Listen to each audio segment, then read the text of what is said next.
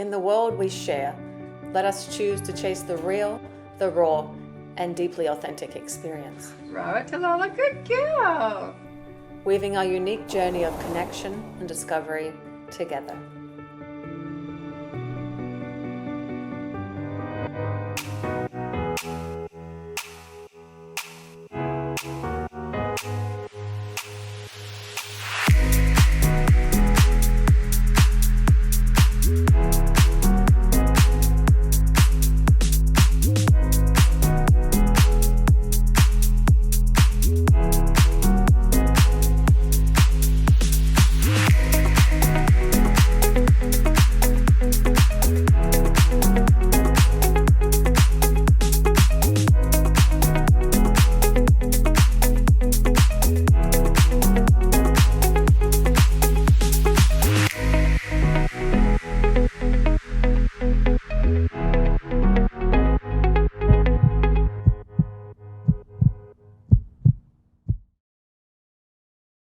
Welcome back to day 2 of the Authentic Rebel Speakers series.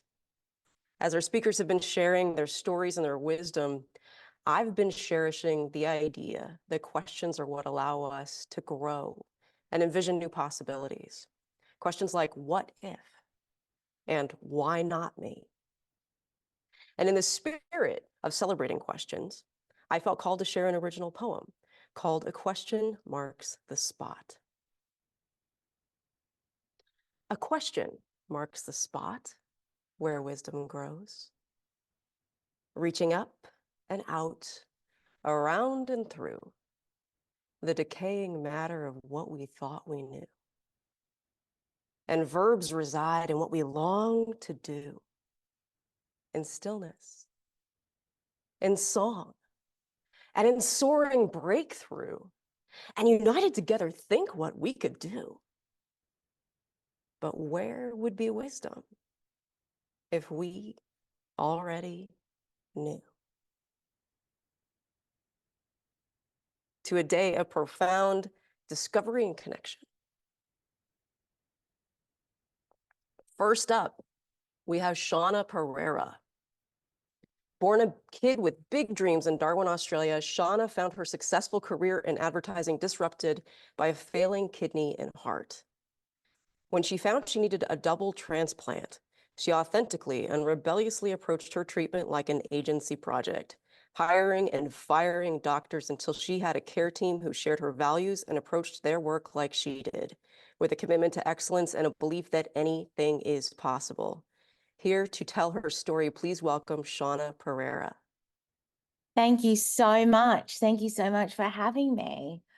I'm Shauna and I have an accent. It is Australian. I was born and bred in a town called Darwin, a small town called Darwin. And most Australians who meet me, they wonder how I survived the Australian outback to be here with you today. So I have been on a very wild journey. And as mentioned, I found myself in a medical crisis. It was Christmas Eve, 2015. I had gone home to celebrate having won 30 industry awards that year for my work in media and digital advertising specifically. And I thought, perfect timing to go home to my family, to reset, celebrate with them, and then come back and start a new year here in the US. And lo and behold, there I was, Christmas Eve, sitting in the ER in front of a doctor who was telling me that my kidneys were failing out of seemingly nowhere. And I thought, what is he talking about? I couldn't even fathom what he was saying to even begin to process it. And I spent the night of Christmas Eve in the same hospital in which I was born, wondering, how did I get here? I had spent a good part of my life, 35 years of my life, either imagining how I was going to leave this small town and travel the world, or being out in the world and having immigrated to the US, only to come back to this hospital. And I thought, I'm going to die here. Instead, I came back to the US and I started to delve into what was the journey of finding my doctors. And at the time, I realized I hadn't been to the doctor in years. And I asked myself, why? And it was because I hated the doctor's office. I didn't like the smell. I didn't like the energy. The vibe was off. Everything about it just was not my scene at all. And as I was sitting there, I got a Facebook post that actually gave me a doctor's office that I loved. And that began my journey.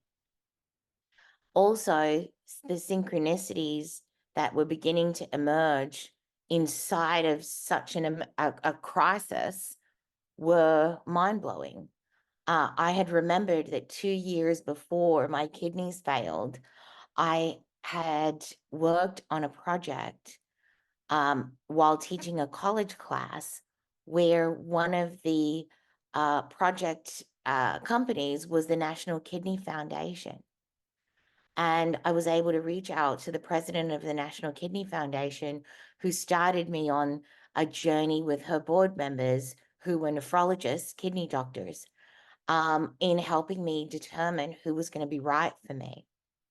Looking back now, I know that was a huge privilege and a synchronicity from the universe, God, energy, source, whatever you believe in, but it's that higher power that really guided these moments that were coming back to truly support me.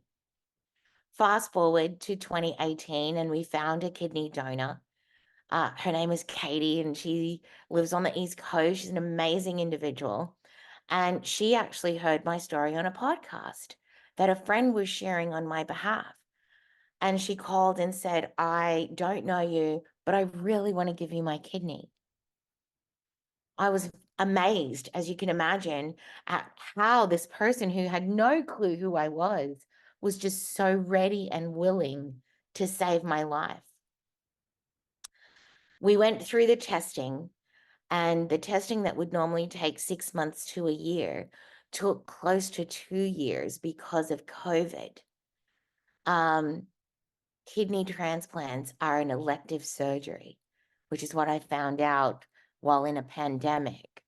And so they were on hold while the pandemic was hitting us to folks, as they were elective surgeries, which is a conversation I could go on and on for days about, and I will spare you. But we finally got approved, and at this point, it was Labor Day 2020, and all I had to do was a stress test and a CT scan to schedule the surgery. I couldn't have been happier. Katie was excited. We were completely ready to go. Well, a week later, my CT scan came back, and the CT scan came back showing that my right kidney had 70% chance of being cancerous with a cyst. And I thought, I'm going to die. Like, that is a sign from the universe, from, God, the energy, whatever the higher power is telling me, you're not meant to be here. You are not going to survive this. After 2 days of crying, I woke up and I thought, you know what? I'm feeling okay now. Let me just go out, run a couple of errands, and just pretend like it's a normal day. While I headed out, the phone rang, and it was the cardiologist. And he called to tell me that my heart was now failing as well. And I thought, for sure, I'm dead.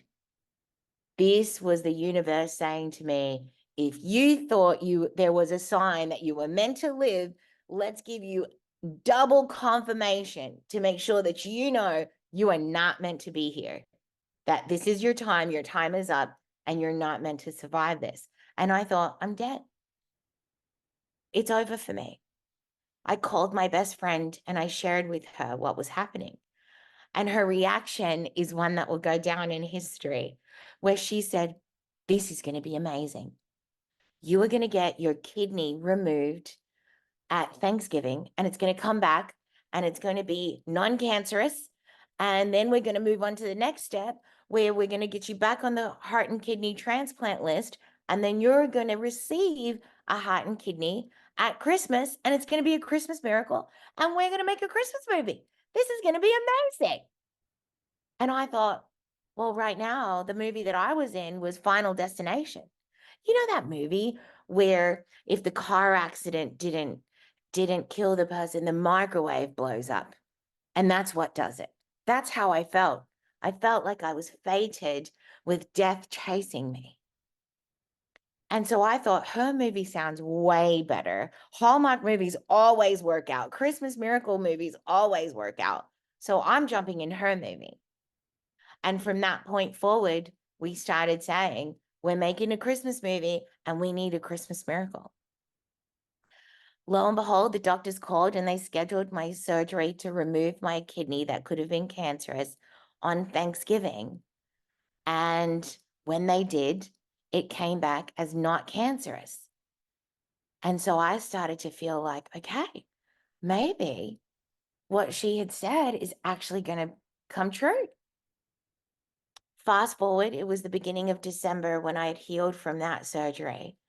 And we now needed to get me on the heart and kidney transplant list. And us wanting a Christmas miracle, it needed to be done with urgency.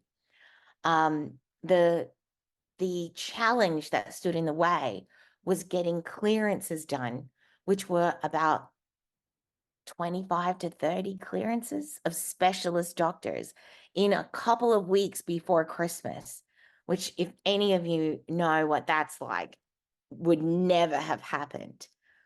But amazingly, every single one of them had a spare appointment, an extra appointment, were willing to stay late. And I was approved to be back on the kidney and heart transplant list on Christmas Eve. The doctors had admitted me into the hospital. And now, me being on the list, the doctors said we've done everything humanly possible.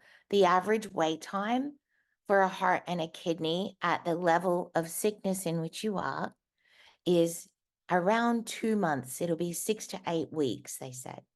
And I said, it's impossible. It has to be a Christmas miracle. So it has to be tomorrow. It has to come. And on Christmas Day at 10 p.m., with 3,000 people praying for me all over the world, because we were in lockdown, all we could do was pray online.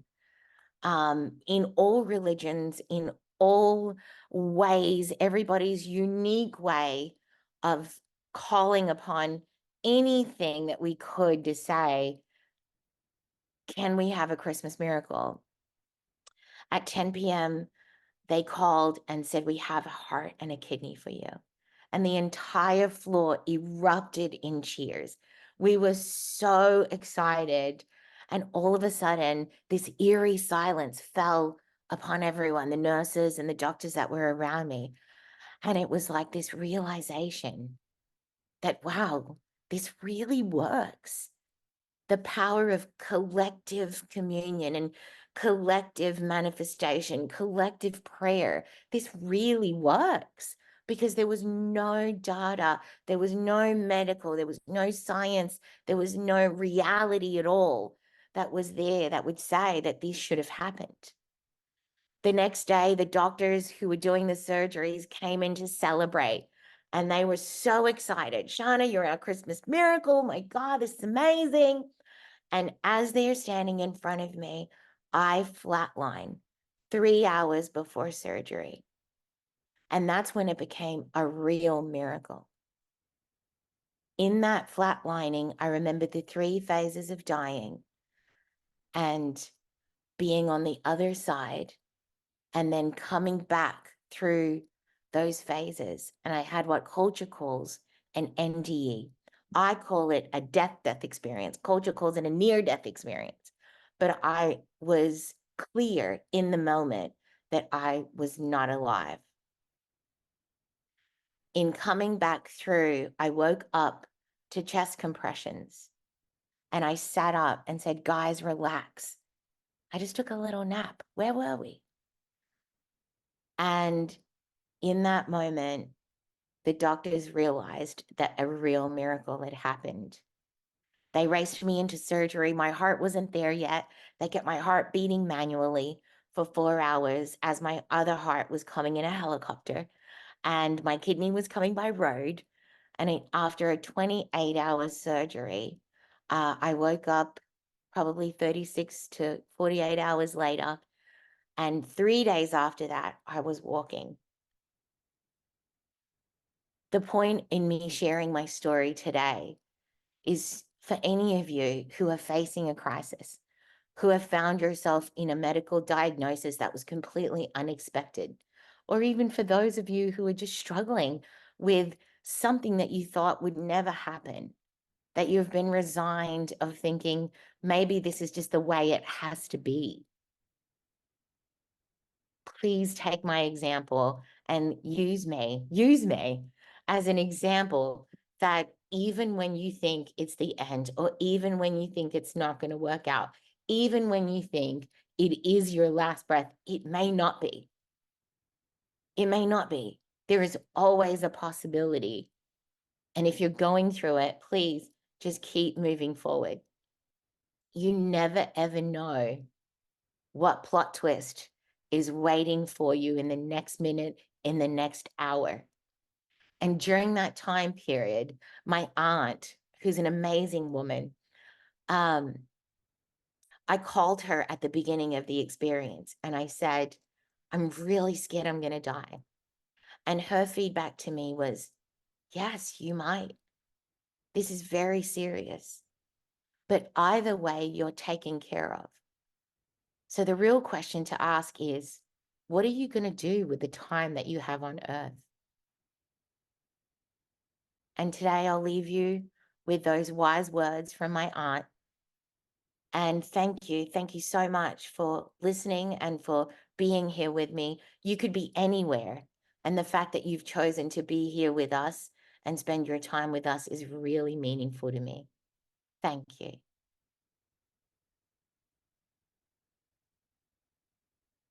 Wow. Yeah, that hit me right in the heart. Thank you, Shauna. Thank How often do we get to meet a miracle? Oh, we now turn to another embodiment of resilience and courage with Jimmy Clare. Born into a world that quickly labeled him due to his autism and physical challenges, Jimmy faced not just the trials of health, but the harsh realities of bullying. With each challenge, including 9 ear surgeries, Jimmy's story is a profound testament to the strength of the human spirit. His journey reminds us that being true to oneself in the face of daunting challenges is the essence of authenticity. Please join me in welcoming Jimmy Clare. Thanks for having me. So, my journey began at the day when I was born. Doctors told me I was, well, they didn't technically tell me, they told my parents that I was not going to amount to anything in life. They told me I was going to need extra help and I would need somebody to support me for the rest of my life, meaning I can cook, clean, go take care of myself, etc. You probably get the picture. And a lot of people said to my parents that I'm totally, I won't be able to amount to anything. I won't be able to read higher than a second grade level. At the time of, I was diagnosed with autism at the age of 8 or 10 years old. And I don't really fault any of those people who gave me all the data and statistics back then. But the one thing I wanted you to take away from of this and to keep in mind into this is that data can lie. Data is not everything and everything. There's just like the person before me. Uh, uh, all the odds stack in your favor is not in your favor. And, you know, I went through 8 years of bullying, and I got bullied by different people, some worse than others. And I went through 9 ear surgeries on my ear because I was deaf in my right ear. And but I think about like before the autism diagnosis, I went through like 5 different ear surgeries, I believe. And I, I I had to wear different hearing aids uh, and other things. And, you know, my parents always, one thing I'm really grateful for my parents is that they never limit me to maybe being autistic because I'm autistic. If I wanted to try sports, like I'm in karate and been there for 17 years, they let me do karate. They also let me, uh, uh, while everyone else was putting limits, my parents didn't limit me. As long as it was in, right, as long as I'm looking for the word, as long as within it means, meaning, uh, like if I want to go skydiving tomorrow, that would never happen. So my my parents, while everyone else was limiting because of my abilities, and I learned at a different pace than others. I'll give you an example. So I'm doing statistics this semester in college, and my my friend who's also my tutor, he understands statistics and everything. My brain, I had to literally ask him 100+ questions before I can understand what's going on. And I have to say, I really feel bad for him at the times because I'm sure he's probably like wanting to bang his head against the desk. And it's, and like growing up, uh, I I I didn't understand a lot of different things. Basically me and my school district butted heads like we were just not a compatible fit because I didn't check the boxes off. And I felt like I'm an outsider in my school growing up.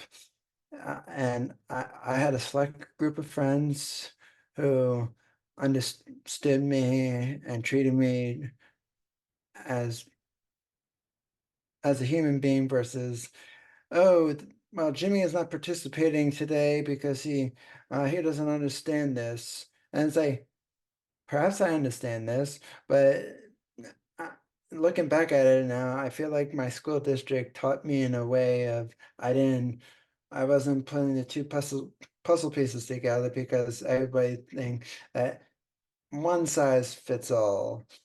They put me in special education with a bunch of other people. I learned at a higher level than everyone and some of my other people in the class. Like we had to read this book, like a pamphlet that big in a class, and my reading level grew to reading thick books like Harry Potter, like this big. So talk about one size fits all approach. It doesn't clearly work. So after I graduated, and I remember before when I graduated, well, actually before I go to that, uh, basically, when I stood to the bullies in 11th grade in high school, and I remember just telling them off towards the end of my math class, and uh, I got one of the bullies expelled, and I remember after I remember saying in high school I was never going to go to college. That lasted for 3 years. I had some, uh, honestly, when I got into college, I was scared because I knew that my high school and middle school didn't really accept me. Some people did, and some people didn't. Uh, and I'll get to that part in a second. And so after high school, I took 3 years off. First year, I laid around the house because my brain needed to just rewind and take a break and relax because I meant unwind, sorry. Uh, I just needed to unwind, take a break because I was really stressed out. I didn't fit in anywhere. I felt like a misfit toy.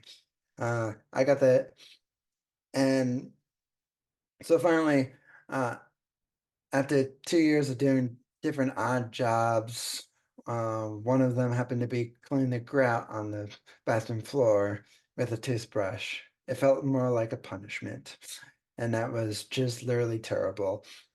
And at the end of 3 years, I enrolled in college, and I jumped 5 different majors. And you're probably wondering why the hell did I jump 5 different majors? It's because when I first joined uh, my college, I was gonna be the next personal trainer, even though uh, and like because growing up, and I forgot to mention this, but I'm just gonna go out of order to that I was growing. I was nearly obese for my age group growing up back then. I ate all the junk food I wanted, etc. And unfortunately, I gained the weight. And plus, I was on a medication because I had all these autism meltdowns, which I called as I like to call like a hurricane because you got category 1, 2, 3, 4, and 5, and 5 being obviously the worst. And this medication basically masked my emotions, but then I got myself off of that medication, and uh, well, I'll admit that I got the medic off the medication myself, of course with my parents' permission, but not necessarily with my psychiatrist's permission. But she was kind of using it. Uh,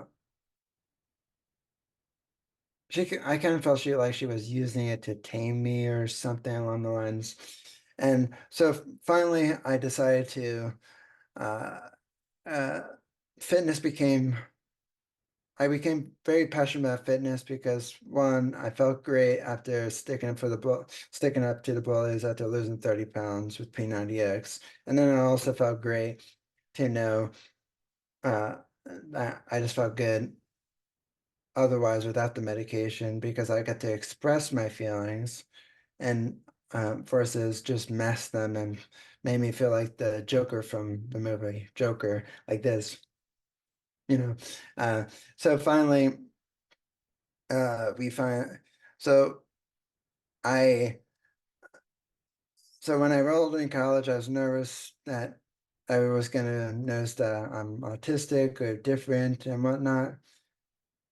I don't think everybody treated me open. No one treated me differently. Uh, I met some really great professors. I started my a few years later after I started college, maybe a year or two later, I started my own business called Crazy Fitness Guy. And I started it just to be able to help people with extra challenges to live healthier lives and also to change ways about ways ways and educate people that this one size fits all does not work anymore. And and we need specialty care for people with extra challenges like healthcare. Uh, and don't even get me started on the on the garbage I'm going through with my insurance provider. But uh, this having to go. So I started it to help people to live healthier lifestyles, to motivate them, because when I was going to college, I was going into personal training, but math and science, not my strong suits at all. And that's a stereotype of for people on the autism spectrum. Like we all great at math and we all great at science. Maybe a handful of us are great at math and science, not me. And I admit that because I'm great in other things. Like I can literally skim a bunch of articles or a whole article and tell you the gist of it versus without having to read the whole thing. And most people can't do that. My mom can't do that. She has to literally read word for word to understand the whole thing. And I was like, got it. And she's like, no, you didn't. It's like, quiz me then. Uh, so that's reading is my strong suit. And it's ironically enough is that in today's age, not many people are struggling to read because uh, they might not getting the challenge that they are in school, etc. And so I'm proud that my special education teacher challenged me to aim higher, read higher, and I don't think I would be where I am today without those people. And I'm glad I started my business because uh, a lot of people have been saying it's like, hey, you know, Jimmy, we need more. This is great information, and thanking me for opening their eyes to all this because I couldn't do without the people in my life today. Uh,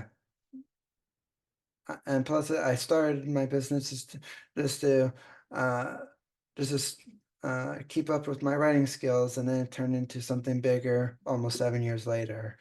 And so the key takeaways I want you to take away is that just because you're autistic or have extra challenges doesn't mean you won't be able to do something.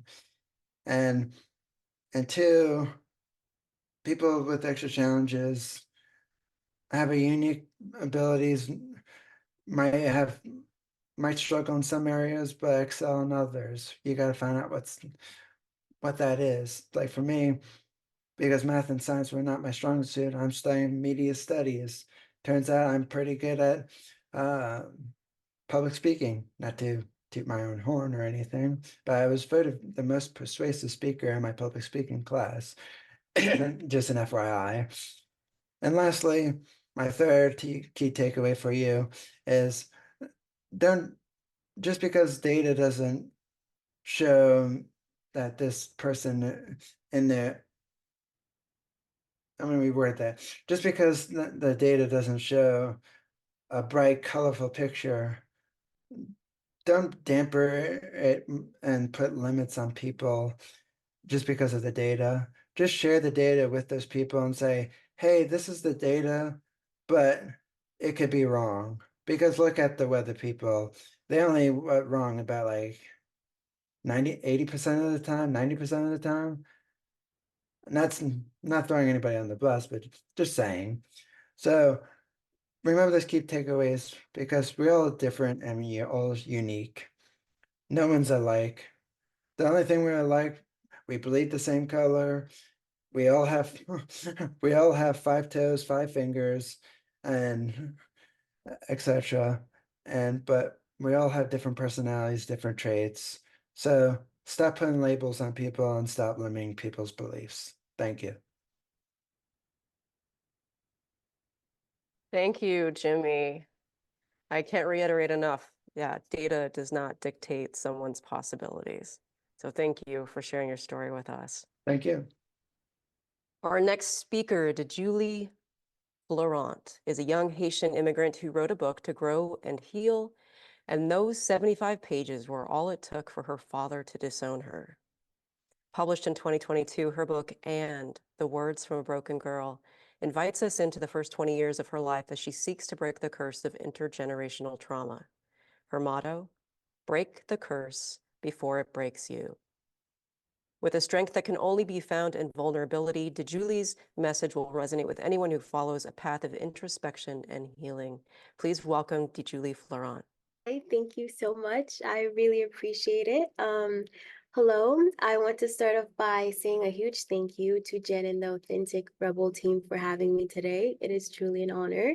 So, my name is DeJulie Florent. I am a senior at NYU studying global public health with a concentration in sociology. I am minoring in social entrepreneurship, and I published my memoir, And the Words from a Broken Girl, on my 21st birthday on December 16, 2022. And to give a quick synopsis, I share my experiences of growing up in Haiti, experiencing the 2010 earthquake that quite literally shook and broke my life into pieces, dealing with loss and leaving everything that I knew behind to move to the US in hopes of starting a better life. So essentially trying to chase the American dream. And I also speak on dealing with loss, abuse, sexual harassment from my own family member, and even, I guess, experiencing first love, or to better put it, puppy love. And I am in no shape or form an expert in this field when it comes to mental health. I can only share my experiences. And like one of the speakers, Tori, said yesterday, I would rather have lived and regret my decisions and experiences rather than regretting not living at all. So that's exactly what I did. I published a book sharing the deepest parts of myself to help me become better, despite knowing the consequences of how my family would react, the strain it would cause on certain relationships. At the end of the day, I still published. This was something that I fought myself for an entire year, up to the night of my publication date, actually. But at the end of the day, I still published. So with that, since the publication of my memoir, I have been miraculously and accidentally been granted a platform to share my story and connect with more individuals on the subject matter of generational trauma, mental wellness, and self-growth. It was never my intention to start speaking at different colleges, universities, working with different companies to give public speeches on such a difficult topic. For anyone who knows me, I am literally the epitome of a quiet person, especially in a crowd of people. In class, I can't even raise my hand to answer a question that I clearly know the answer to, let alone give presentations in front of 20 students that I spend hours with throughout the week in the same confined space of our classroom. If I can't even do that, so how am I even here today in a room full of experts in their field and what you all currently do and have been doing for so long? How am I able to do what I do? What is it that I know about generational trauma? And as many people constantly ask, what have I experienced? What life have I actually lived at such a young age that gives me the right and permission to write a memoir? What makes me an expert? What makes me qualified? So before moving forward, I just wanted to take a minute and ask you guys to tell me how you define generational trauma. So feel free to put it in the chat.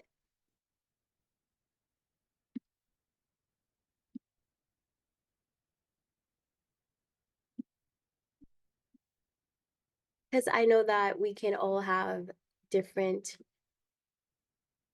definitions for it. And thank you, Hector, not breaking a cycle. That is indeed very true. And as you guys put it in the chat, I'll read it out loud. And as I continue, thank you, Jen. Challenges that very few people are bold enough to break through. From Kara, the wounds of our families reoccurring in us. Leisha, I apologize if I butchered your name, but alcohol, yes, true as well. So generational trauma, which is also known as intergenerational trauma and generational curse, according to Duke University, is a concept used to help explain years of generational challenges within a family. So basically, whatever challenges your parents, grandparents, great-grandparents, and so on went through, they've learned to cope with that in a particular way. So for instance, being emotionally distant, which in turn is how they interact with you, which directly impacts how your relationship with them and how you interact with others as well. From the chat from Russ, with absolute disconnect with parents and other relatives, especially with substance. Yes. So sorry. Yeah, so which directly impacts how you interact with others as well. So generational trauma affects literally every aspect of your life and can dictate not only your actions towards others, but yourself, the ability to effectively process your emotions, etc. But it's not something that we actively notice if we are not self-reflecting. So taking that basic step to acknowledge what we went through, how it made us feel, and how we want to move forward. And that's exactly what I did. I sat down, wrote down my past, reacted to how it made me feel, and before I could put down the burdens and be who I was supposed to be, I sat down and I reflected. Prior to being at peace with my past, I took a second to really get to know me, what I went through, and how it made me feel and how I could use that to move forward. So, with that being said, I will be reading a short excerpt from the preface of And the Words from a Broken Girl. And before I start, I want to say that this book was not written with any fancy, intricate words. It was straight to the point. I shared major portions of my life with the intention of owning up to the past and helping others see that they are not alone. This was my full truth, my side and point of view of all the stories that I shared and how I felt in those moments. I make no apologies for what I said, the stories I've shared, and how I felt. I can't judge anyone for what they did, but I am entitled to a reaction to how I was treated and how everything affected me. Because speaking for myself, I forget that I am entitled to a reaction. I am allowed to feel a certain way about how someone made me feel, and how a certain experience and situation played out. So here is a quick snippet of from the preface. Do I go against everything that I have been taught? Am I doing the right thing by opening up? What will my family and friends think? Most importantly, what will my dad think? I don't open up to any of them, and they will definitely get more than a peek of who I am, because I'll finally be saying everything rather than little snippets of unimportant things. Am I ready for that? Does it matter? I always knew that at the end of the day, it didn't matter if I was ready or not, because everyone that I spoke to, and regardless of how many hours and days I spent overthinking the outcomes of releasing and not releasing the book, the answer always remained the same. I don't have a choice. I have to. Writing is the only way that I can truly express what I am feeling, because I am unable to speak the words in my emotions out loud. Apart from a form of communication, writing is my therapy. It is a way of allowing me to heal and grow as an individual. But I am not only doing this for me, but for others, to show that they're not alone. None of us are ever truly alone. We just don't open up about what we are going through. It feels like we're the only ones in the entire world going through our problems. For the longest time, all I ever wanted was for someone to hold me and tell me that it's okay and that everything was going to be okay. However, no one ever had the words. I mean, how could they? I never expressed what I was going through. My smile always betrayed what I felt, and everyone assumed I was happy. When they did ask how I was, I always said I was fine with a smile plastered on my face and switched the conversation to them.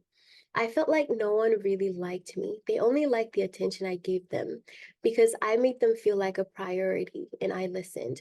I was to them what I wanted someone to be for me, but I never gave anyone the chance. Instead, I slid under my covers and cried whenever life became unbearable, and occasionally wrote in my journal when my head became too filled with the words that I could not express. But every day, the smile on my face never disappeared. In fact, it was a tad brighter on the days when things were harder than usual. But this year, I have vowed to no longer hide and lie to myself. I know that I am more than my broken parts. I may not be fully whole, but who is? No one goes through life unscathed, but that does not mean we are broken beyond repair. It's easy to walk away by forgetting and choosing to push everything deep down. I have done that for as long as I can remember. But even that doesn't fix and help you heal in the long run. What's hard is confronting them, accepting them for what they are, and letting go. I can no longer hide from my past in fear that no one will love or understand me. I can't please everyone and be who they want me to be in order to receive their love and acceptance. I don't have to go above and beyond to be appreciated by others. I know that now.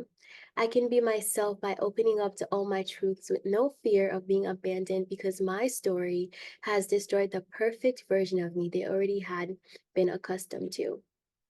I can't keep running away from the past and the truth, regardless of how hard it is to process. I will never be happy because it hurts too much to hold on. I have come to the realization that our stories are not unique. They're not quite the same.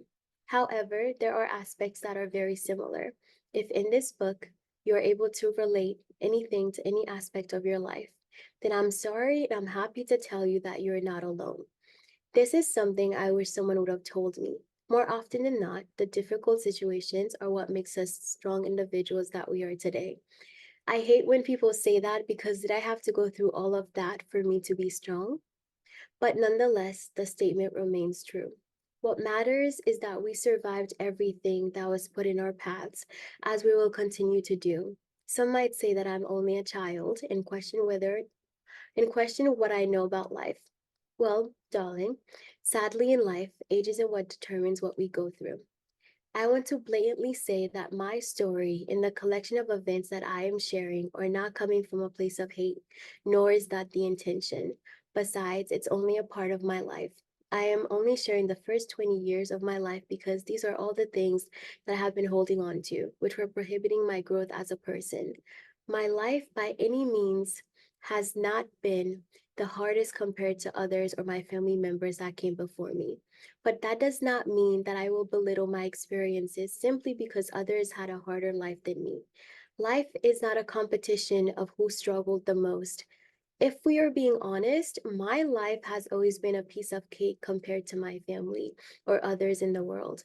Regardless of the little difficulties and uncertainties that I faced, it has still been easier for me. But I will no longer be putting others' issues above mine because we all struggle, even if it is in different ways.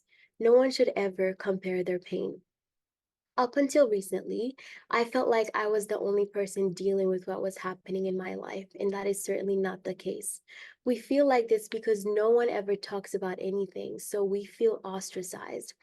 Though I'm not ready for the repercussions that may follow as a result of the release of this book, I am willing to take the chance and deal with everything if it means helping one other individual who feels broken. Though we are never truly broken and don't have the words to express what they're going through, this is the ending of the chapter of my life where I feel and see myself as broken because of everything that has occurred thus far. But before I was able to feel somewhat whole, I had to start from the beginning to what broke me in the first place. So, back to the question, what makes me an expert? Again, I by any means am not. My journey on self-growth and helping others take the first step to self-reflect and acknowledge their past has only just begun. I am and will continue to work towards something that is bigger than myself by giving everyone the necessary outlet to share their experiences and cultivate a community of similar individuals.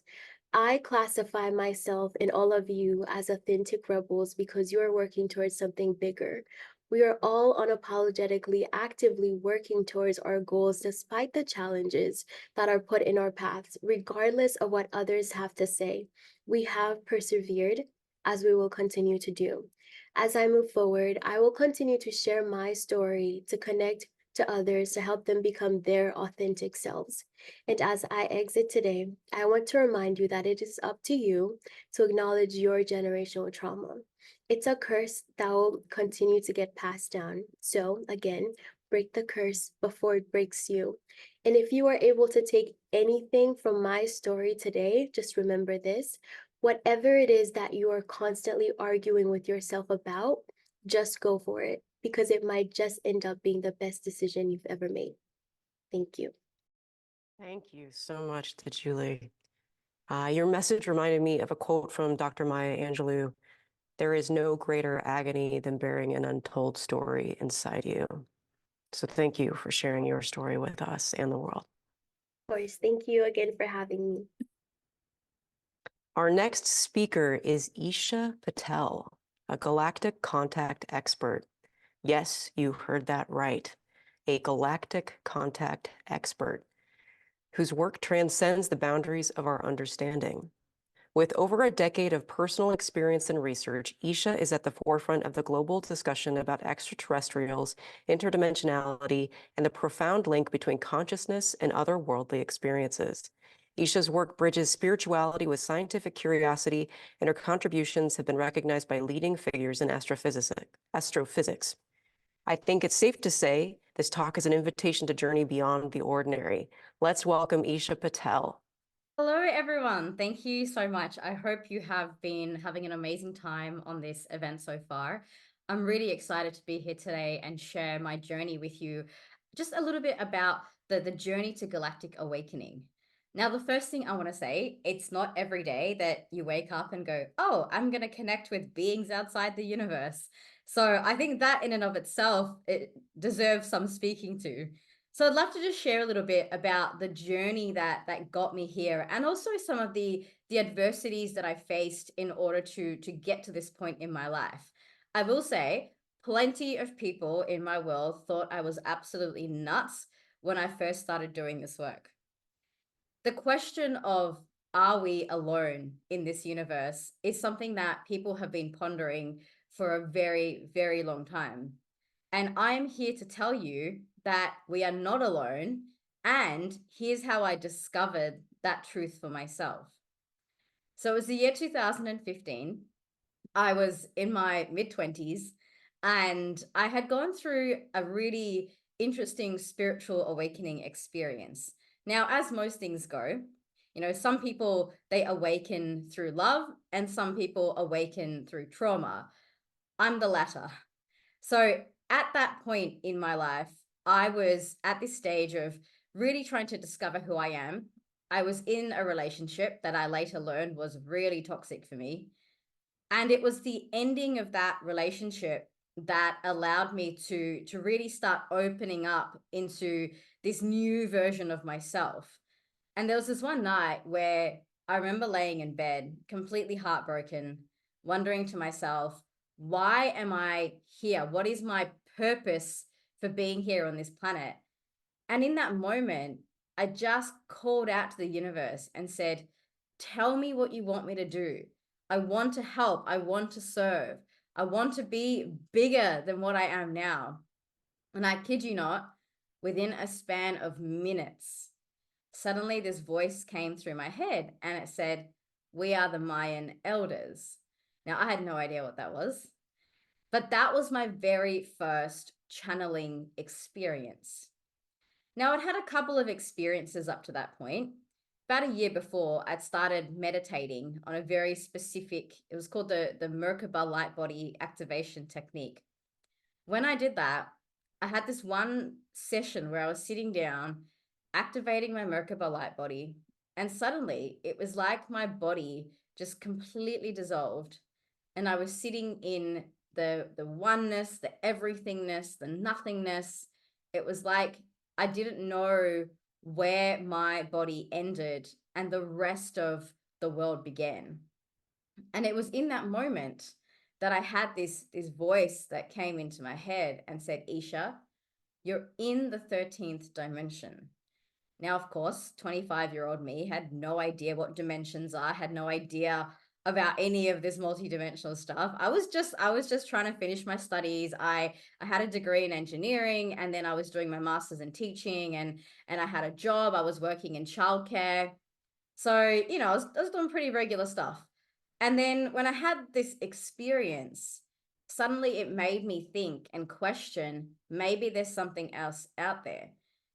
And so I went on Google to try and find, what are the 13 dimensions of the universe? What does that even mean? And Google was useless. There was nothing there. I scrolled through pages and pages of responses and just saw one article somewhere, a few pages in, about 12 dimensions in the universe. So it was at that moment that I realized I have to go off the path. What I'm searching for isn't out there. Potentially that path hasn't been walked before. And if it has, not a lot of people are talking about it. So that was a key pivotal moment for me, where I had to learn to trust my own inner wisdom and my own inner guidance. You see, a lot of people talk about intuition. They talk about, how to be more in flow. This was my version of that, because when I had the experience of that and then I didn't have it validated in the external world, it made me go further within. So that journey, as we fast forward through to today, has led me on an incredible path. I started a business in 2015. It started off as a brick and mortar, just a studio where we had yoga and meditation. And every Friday I used to have a weekly meditation class. And then I was able to discover that there was so much more to this. So as I kept meditating, as I kept trusting, as I stopped listening to the voices outside of myself and started listening to the voices inside of me, I learned that consciousness is so much more vast than we can ever imagine. Since that time, I have now connected with over 20 galactic races. I am still learning and growing and experiencing new things every day. But every time I learn something new, it's coming from my own internal connectedness. You see, a lot of people think that in order to have these kinds of experiences, you need to be born with it. You need to be special. And I'm here to tell you, I am none of those things. I did not have these gifts when I was a child. I was able to develop these gifts through daily meditation practice and the curiosity, the desire, and the persistence to keep going and to keep exploring. Now, I know a lot of you here, you're here because you want to live your authentic pathway, right? You want to find your truth. Some of you are probably sick of listening to voices out there that just don't resonate for you. And it doesn't make them wrong. There's no right or wrong. There's just the pathway that's true for you. So my pathway has taken me on this incredible journey of being so authentic to who I am, even though the majority of the world does not even understand what this world might be like. When I'm walking down the street, people don't automatically go, oh, she must be connecting with beings from other dimensions. No, it's just there's almost a quiet confidence in knowing that at any given point in my life, I can connect now with my galactic guides, and they have given me so much wisdom. I can attribute my entire success in business to the abilities that I have cultivated and by trusting in myself along this pathway. Sometimes it's very easy to feel a bit jaded when your experiences aren't validated by the outside world. In fact, it's one of the reasons that I created my business in the first place, because I wish that when I was going through my journey of spiritual awakening, I wish I had someone like myself to guide me through that. Because for me, it was so challenging.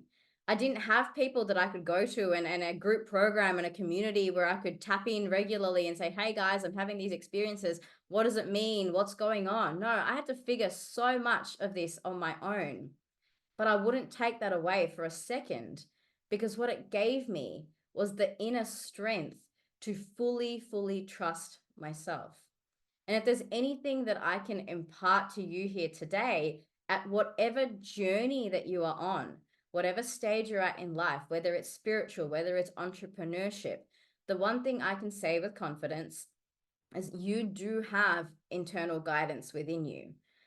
Don't follow other people's sales pages. Don't follow other people's models. Don't follow what someone else is doing and try and copy paste that into your life. Because what's authentic for you is sometimes the pathway that has not been traveled yet. It is the road that has not been walked, and you are here to walk that path. If I had followed another person's pathway for my life, I would probably still be directing a daycare center and living the classic white picket fence life. And instead, here I am today, having experienced the most incredible things from a spiritual perspective and also from entrepreneurship. One of the things that I'm quite known for in the entrepreneurial community is selling six-figure offers.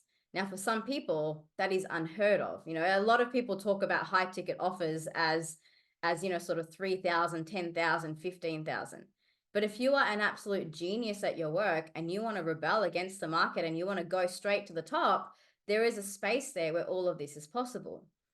And I was able to access that by trusting in my guidance, not listening to what the market says I should be charging. The average person doing Reiki charges maybe like $150, $200 a session, right? But and I know some of you here, you know that your work is worth more than that. So I invite you today to expand your consciousness.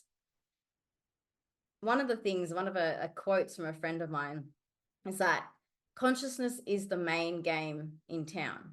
His name is Dr. Sean Esbon Hagens. He actually runs the world's first PhD in ufology. And he says consciousness is the main game in town. Because the more you expand your consciousness, the more you have access to in terms of support, guidance, knowledge, the more frequencies you can connect with, the greater your chance is for having a more expansive experience in life, whether that's in spirituality, connecting with your guides, whether it's in abundance, whether it's entrepreneurship, building up a business that is exactly how you want it to be. All of those things require expansion of consciousness. And for some people, it sounds really scary to do that. It sounds like something that, you know, maybe someone else does it. Elon Musk is crazy enough to do that, right? But we think that we're not able to have that. And I'm here to tell you that you absolutely can have that. The entire world is at your fingertips. The world is your oyster. And if you take a few moments each day to connect into your wisdom and your guidance and take action from that place, I guarantee you will start to see more magic, more synchronicities. The right people will start showing up in your space. The right resources, the right connections will come into your awareness. So, my friends, my message to you is this: whatever you're here to do in this life, whoever you are here to become, the answers aren't out there. Read the books, learn the courses, take what you can from that. I'm all for having mentors and I'm all for having guidance. But the truest pathway that is for you was mapped out for you. You created it before you were even born. So the one person that has the complete guide to your life is you. Whether it's unique, different, rebellious, whatever that path is, I invite you to follow it with your 100% authenticity. The only thing that you are an expert at above anything else is you are an expert at being yourself. No one else has lived your life. No one else has had your experiences. And the experiences that you have had are incredibly valuable. So please allow yourself to just drop in. One of my favorite practices that I like to do, and I'll share this with you before I jump off today, it's a really quick 5 minutes of just tapping into my heart center. I do this on a daily basis by taking a deep breath in, and I just imagine the white light of my soul radiating out from my heart center. And that centers me throughout the day and reminds me that anything is possible. So thank you everyone so much for being here with me today. I hope you've managed to find some inspiration and maybe some action taking will come out of this. So I invite you to take those moments for yourself on a daily basis to connect in, deepen, and remember that everything you have is within you and you are here to be you. Thank you so much, Isha. I was dropping in to sort of feel my heart as you were going through that. And I like to imagine mine is very bright and shiny and yellow. And I think of it as like a Care Bear stare. So I'm sending my Care Bear stare out to everyone. And as someone who has, my own fair share of non-ordinary experiences, I will say all I know is that I don't know. Just basically about everything. But I do know that we have a break right now. So we have 15 minutes to go take bio breaks, get water, get journals to reflect, to think before we come back for part 2.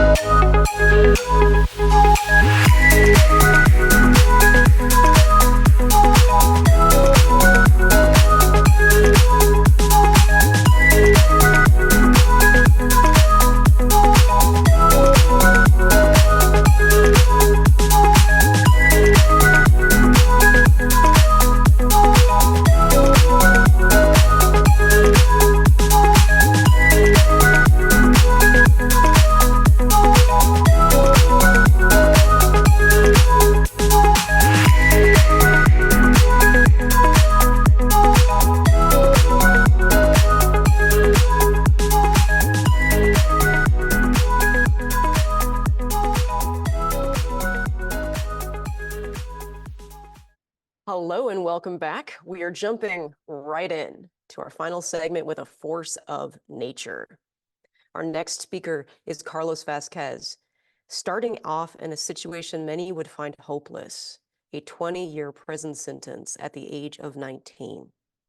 Carlos's journey is a compelling example of personal resilience and the determination to change one's path. His time behind bars led to a pivotal moment of self-discovery, thanks in part to a life-changing conversation with a chaplain. His encounter sent him on a course of education and self-improvement, eventually leading to the creation of his book, The Price: 5 Principles to Break the Bonds of Trauma and Achieve Personal Success. After his release in 2021, Carlos didn't just settle into society, he set out to redefine his place within it.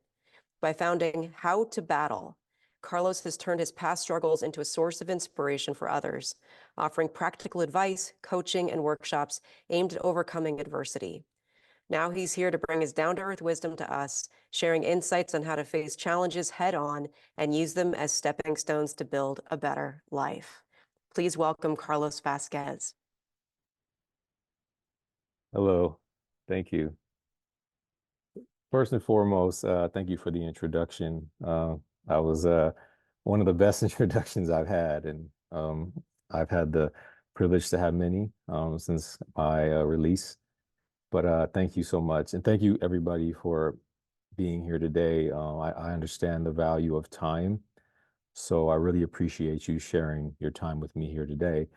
I'll start here because this is an important part of the mix, and it'll lead up to who I am today.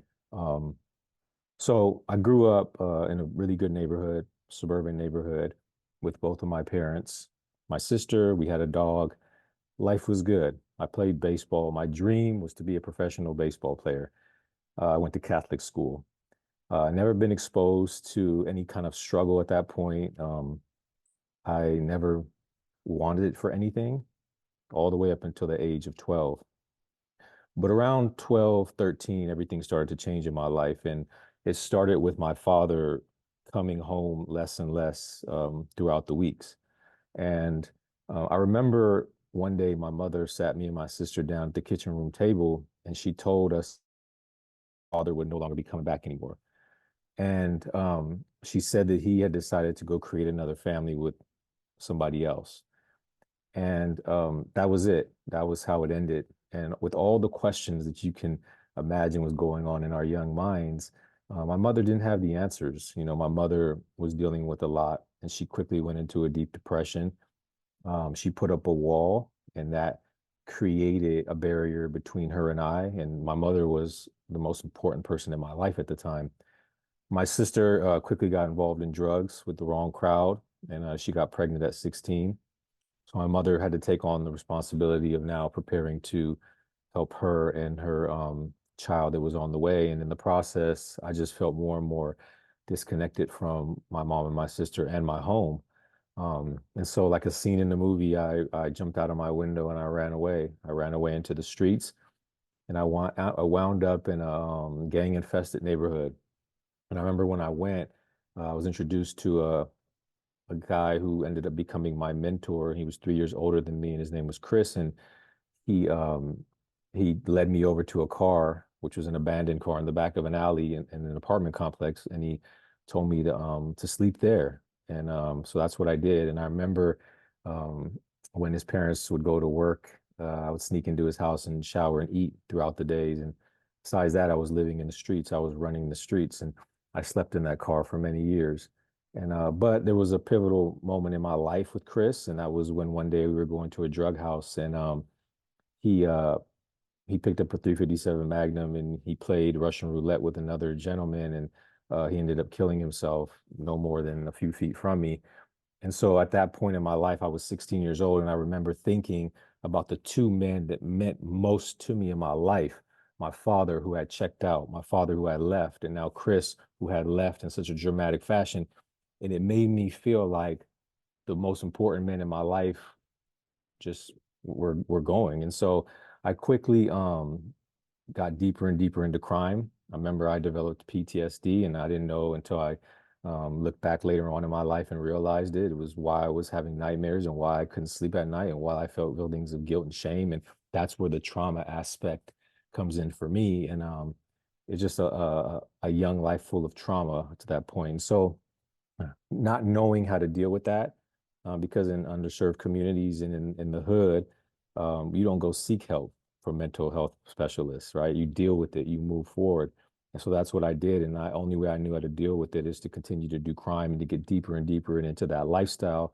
And so by the time I was 18 years old, I was on the run for armed robbery.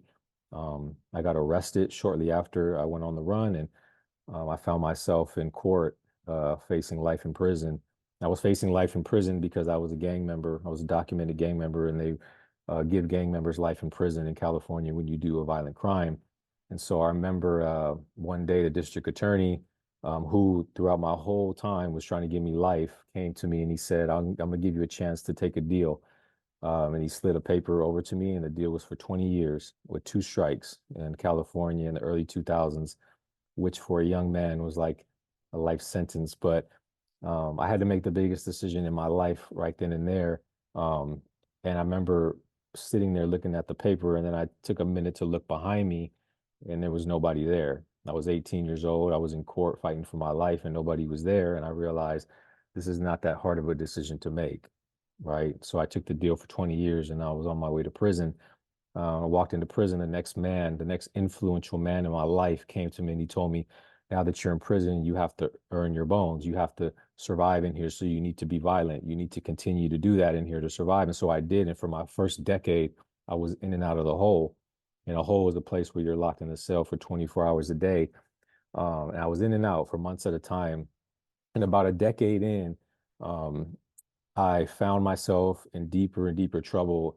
And I remember they came and they took me out of my prison cell, and they took me into an office, and they said, like, we're going to put you in solitary confinement for 3 years. And so they took me to solitary confinement, and they told me I was going to be in there for 3 years. And when I first entered, I was telling myself like, okay, I could do this. I'm going to do it. I had no choice. And when I got back there, I remember running into a few gentlemen who had been back there for 20 and 30 years in solitary confinement. And they had initially went in for 1, 2, 3 years. And so for me, I quickly felt like I was going to become that. And that became too much for me to bear. And so I planned my suicide. And I remember writing a letter to my mother and putting it in my property and just apologizing for all the pain that I put her through. And I knew they would get the letter to her because when they found my body, they would deliver my property to her, the little property that I had. But the day before I was going to commit suicide, and it's not easy to commit suicide in solitary because they make it to where it's difficult because so many people attempt it. But the day I was going to be able to do it, um, a chaplain came down to the corridor and he was walking through and he was passing out Bibles, and he came to my cell and he called me over and he knew something was going on within me, and he slid me a Bible and he challenged me to just keep going and to figure out what my purpose was. And he said all the things he needed to say to get me to buy into that. And so that night I opened my Bible and I started to read it. And it got me through one more day of those suicidal ideations. And it got me eventually to a point where I stopped thinking about suicide and I started to find the answers to the questions that kept me up at night, and that sparked the change in me. And then for the next 3 years in solitary, I read 150 books and it transformed my life. I worked on myself a little bit every single day and it transformed my life, and it transformed my mindset and the way that I viewed life and the perspectives that I had. And um, I finally figured out how that young boy who went to Catholic school ended up in solitary confinement so deep into that life. And I just wanted to get out there and share that, and so I got out of solitary.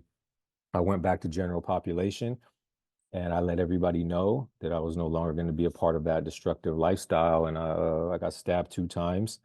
And as painful as that was, it felt so good to know that that was my way out of that life. So I went back into my cell and I stitched my wounds up. I survived, obviously, and it empowered me.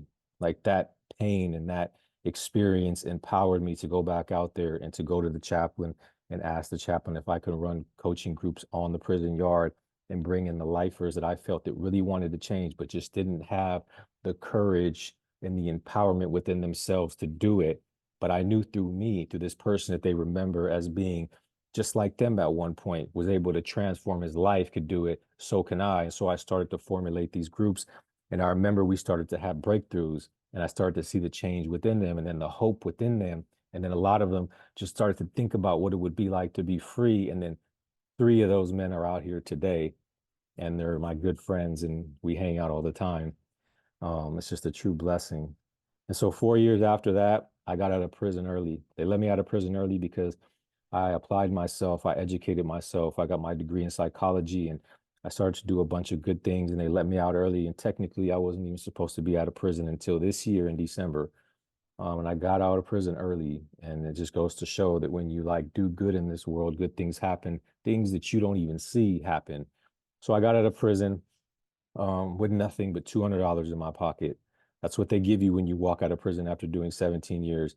I didn't really know much about technology. I went in, I had a flip phone, and when I got out, there were smartphones, but I knew I had something because I knew that if I was able to transform my life and help others do that, that I can get out and bring that value to the world. And I just needed to figure out how to do it. So I immediately enrolled in a Drucker School of Management, and I educated myself on how to create a business, and that's where I started How to Battle. And How to Battle came to me because when I first got out of prison, I used to how to everything, how to set up an email, how to do a job application. And I wanted to become a company where people can go to when they're dealing with things mentally that they can go get the help for. And so that's how to Battle started. And I started to work in schools and I started to speak in churches and just tell my story and do so much stuff for free because it was like this fire within me and this passion within me that I wanted to share with the world. And so I just did it. And because of that, I had so many great opportunities and blessings come my way. And today, How to Battle is a successful company and it's growing. And I authored my book quickly after I got out. And the book that I've shared with all of you today, as far as the name and all that, that book, it has the principles that helped me transform my life. That book is the foundation of everything that I teach to people, whether it's in the corporate setting, whether it's in school, whether it's back in prisons, whether it's around my speaking topics. It's the 5 principles that transform my life. And so I put it in a book. And I talk about how, all the trauma I went through, like all the nightmares, all that stuff that took over my life, I no longer experience that anymore because of these 5 principles that I apply into my life every single day. And so I wanted to share that with the world. And so that's what I do today. And I just want to share with you what the 5 principles are briefly. And It's an acronym. So it's it's the price. And I'm a firm believer that everything in life comes at a price. Success comes at a price. Change comes at a price. It's the shedding of the old and adopting of the new. And no matter anything you want to do in life, something comes at that price. And so the price is the 5 principles that I applied in my life. And the first one is purpose, figuring out what that purpose is and letting that be the driving force that pushes you forward every single day, that why. And for me in solitary, that first started off as my mother, just going home to her, just being there to take care of her when she's old, because I didn't care about myself enough to do it for me. That was how it started. And then that adapted and changed through time. The second thing is the R, which is the routine. Once I knew what I needed to do to change my life, I started to create the routine in order to do that. Figuring out what that routine is for you. The third is inspiration. Always being able to think or tap into those things or those people or those events that inspire you to get through those challenging times. The fourth thing is confidence, consistently stepping out of that box, out of your comfort zone, challenging yourself, like I did when I changed my life and went back to the prison yard and got stabbed twice. As much as I was intimidated by that, that changed my life, that experience, because I stepped out of the box that I had put myself in. And lastly is education, being a lifelong learner and knowing that we always have to continue to grow and learn if we want to be able to be successful, right? Education like leveled the playing field for me. Like it gave me a shot at my dreams and goals and allowed me to get to where I'm at today. Had I not been educated, I wouldn't have had a shot. Everything, my record, everything I ever did, all my tattoos, all my scars and wounds meant nothing to people when I was educated and I was able to articulate my vision and dreams and everything to them. And so I tell people, educate yourself. That's a huge part of the mix. And so those are the 5 principles, and there's so much more I would love to share with you. But with this time limit, I want to respect it. But if you wish to find out more about me, feel free to reach out to me on How to Battle. I'm on social media, my website, everything, and I love to continue to share with you all. And I appreciate every single one of you for your time. So thank you. Thank you, Carlos. Yeah. Wow. What a powerful reminder that it's not about where you start, but where you're willing to go. Yeah. Thank you. Our next speaker is Emmy Fortin, a breakup and relationship coach who has dedicated her life to guiding individuals through the tumultuous journey of starting over after a relationship ends. Recognizing that breakups can be pivotal moments, Emmy has turned her own experiences of love, passion, and heartbreak into a mission to empower others. Emmy's transition from a high school biology teacher to an award-winning author and sought-after expert showcases her incredible bravery and dedication to helping people through their most challenging moments. And her spicy memoir, Who is Your Red Dress? One Woman's Quest to Break Up with a Love Addiction, offers guidance and inspiration to anyone looking to embrace their true selves and move forward from heartbreak. Please welcome Emmy. Thank you so much, Anita. And thank you very much, everybody, for coming and listening to our stories today. I'm just going to dive right in with a question for you, which is, have you ever thought about writing your personal story? I want you to just think about one moment in your life that you might choose to write about. Okay, what would that be? Now, I know that some of us here have already taken that leap, all of these inspiring people, speakers that we've been listening to today. And in a survey done of 2,000 Americans, 50% think that their life is worthy of a book deal, and 54% want to share their challenges and how they overcame them. But only 15% have started writing, and a mere 6% have made it halfway through. Now, I get it, because the idea of writing a whole book can seem very overwhelming, and the idea of sharing your personal story with the world might be even more so. So, what if you were to write with the intention that no one else gets to read it except for you? Could you write it so freely, honestly, and vulnerably that it shocks even you? This one act could have a profound impact on your life. Now, the idea of writing a whole book might be too big to start with. So, what is one moment, one story that you can start with? This is what I did, and it changed the trajectory of my life in every area of my life more than I could have ever imagined. Years ago, I was just an ordinary high school biology teacher of over a decade when a passionate and tumultuous relationship turned my life upside down. I had become a regular in the salsa dancing scene, moved by the rhythms of the conga drums and timbales, and invigorated by the euphoria I would feel when freely moving my body to the clave. And it was here that I met a man who I became deeply entangled with. And the need for both him and the salsa scene took on an addictive quality. I looked to both of them as a way to escape the restrictions that I had put on myself in my own life, but also as a way to get hits of adrenaline and dopamine, filling these voids in myself that I didn't even know existed yet. But this was not a traditional relationship. This was a situationship, which means that we didn't have a title for each other, making the relationship feel very confusing and uncomfortably uncertain. We were acting like a couple when we were alone together, but I was often introduced as just a friend. We endured multiple breakups with each other over and over. This toxic cycle was taking a huge toll on me mentally, emotionally, and physically, but I could not stay away. I vividly remember one morning looking over at this sleeping man next to me who I had now been involved with for years, and a thought just popped into my head. He's exactly like a red dress.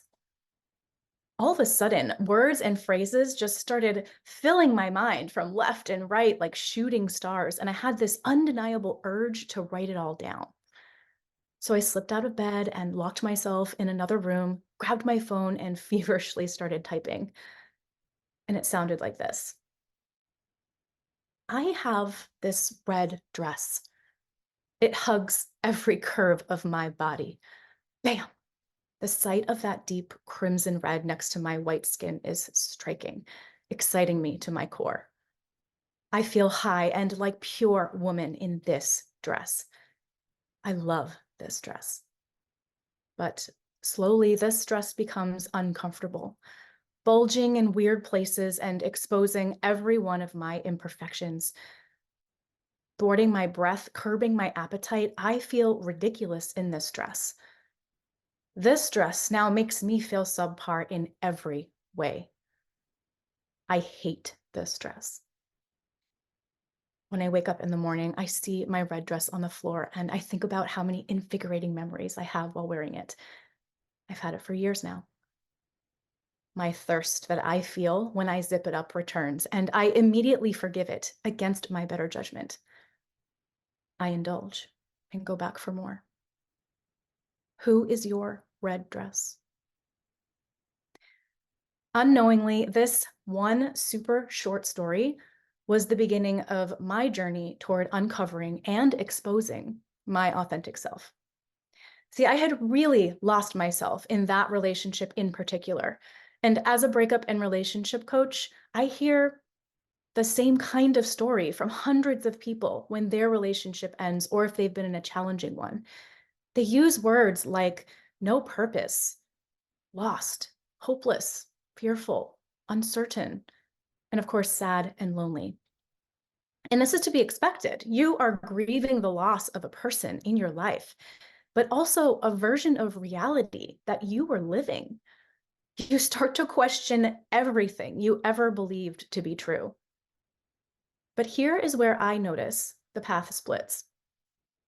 Some people become fixated, obsessed, and even dependent on their narrative around what the other person did or didn't do.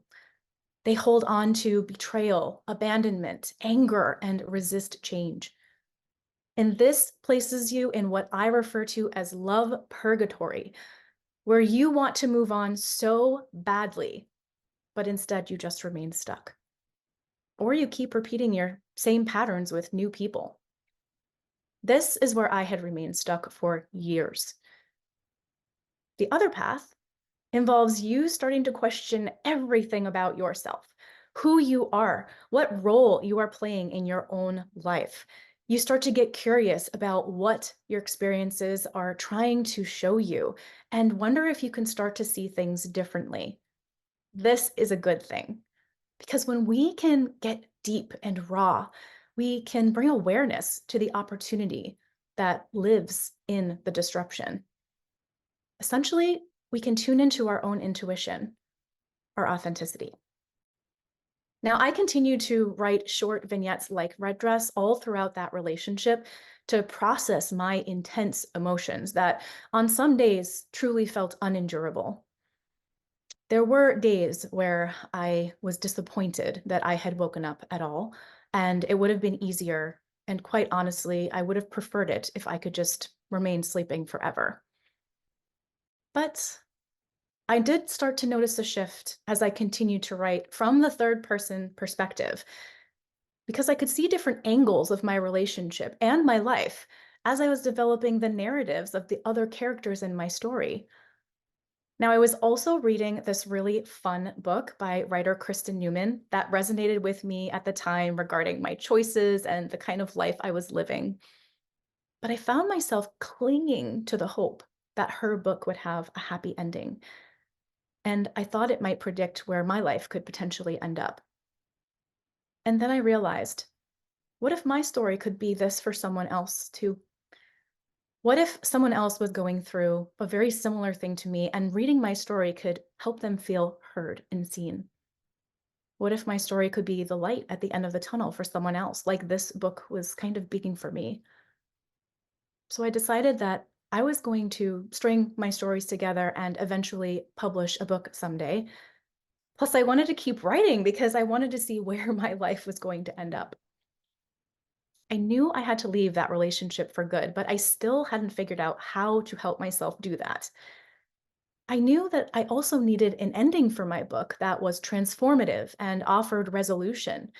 I couldn't end up back in that toxic relationship yet again. That would be a horrible ending.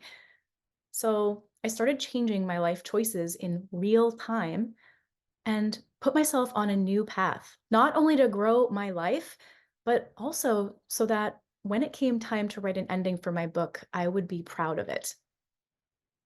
Writing my story was changing my life as it was happening because it allowed me to start looking at a different future, letting go of things that weren't serving me and also I knew wouldn't get me to where I wanted to be. And I also wondered, how might my character create the life that she wants? Now, I was also binging on personal development resources like books, podcasts, hiring life coaches. I started practices like meditation, yoga, cleaned up my diet. I even went on some solo trips that were life-changing to Spain and Cuba. And all of these things were really important pieces to my heartbreak recovery puzzle. But there was one piece that stands out. Every day while I ate dinner, I would watch interviews on YouTube of people who had been through tremendous hardship and came out the other side uber successful, kind of like some of the stories we've been hearing here tonight. And I became fascinated and obsessed with how they went from their point A to point B. And their stories became my belief system that this could happen for me too. So for me, the key to moving forward was story. I did eventually decide to leave that relationship for good. Finally, the time had come to click that little publish button on my memoir. The days leading up to that were really intense. Things got very real very fast as I realized that I was publishing 380 pages of super intimate, vulnerable, and never yet shared before information onto the internet, and more frightening for me, into the hands of people I know and who love me. I had emotional breakdowns, body convulsions, tears, filling up with emotions like shame and guilt around the stories that I chose to include. I was filled with a lot of inner conflict about the fact that I had been a role model for years, and what would people think about my judgment and about the stories that I had shared. But for the first time in my life, I was sharing all of me. And this single-handedly was the most powerful thing that I could have ever done for myself. I wasn't just sharing the perfectionist version of me that I thought I should be, nor was I sharing the version that I thought other people would approve of. And with this one act, I was telling myself, I accept you for exactly who you are and for where you have been. I forgive you for when you were disconnected from yourself. And I love you. And I will support you through whatever consequences come from this. Prior to this, I had always looked outside of myself, particularly to relationships, for my sense of worth, fulfillment, and accomplishment. And I was really scared to share my story, but I knew it was pivotal for my growth and also for my potential to help countless other people. And I feel more connected to myself now than I ever have been. And I've discovered that my story actually connects me with other people because they reach out and say, hey, I'm in a similar relationship and I'm inspired to change. They reach out and say, hey, will you please help me with my breakup or divorce? Because they heard my story and they think I get it. And they heard it on a podcast or listened to my audiobook. And the most satisfying for me is that I get to help people write their empowering narrative about their relationship or their life through the reflection questions in my coaching program or through creative memoir-style writing. All of this and so much more, because I embarked on the journey, the process of writing my story. And so I wonder what this process could do for you. Whether you choose to write about a challenge, a relationship, a win, or maybe a dream, can you get so real and raw with yourself without anyone else watching? What does your story sound like? And could it bring you closer to your authentic self? I will leave you with this quote from a very popular book by author Don Miguel Ruiz called The Four Agreements. We are all searching for ways to be free and live our lives. It takes a lot of courage to accept ourselves. No matter where you are in your life, I believe in you, and I want to hear your story. So if it's okay, I would love to share my screen, and I guess I can't do that today. So please connect with me, and I would love to hear what you have to say. Thank you so much.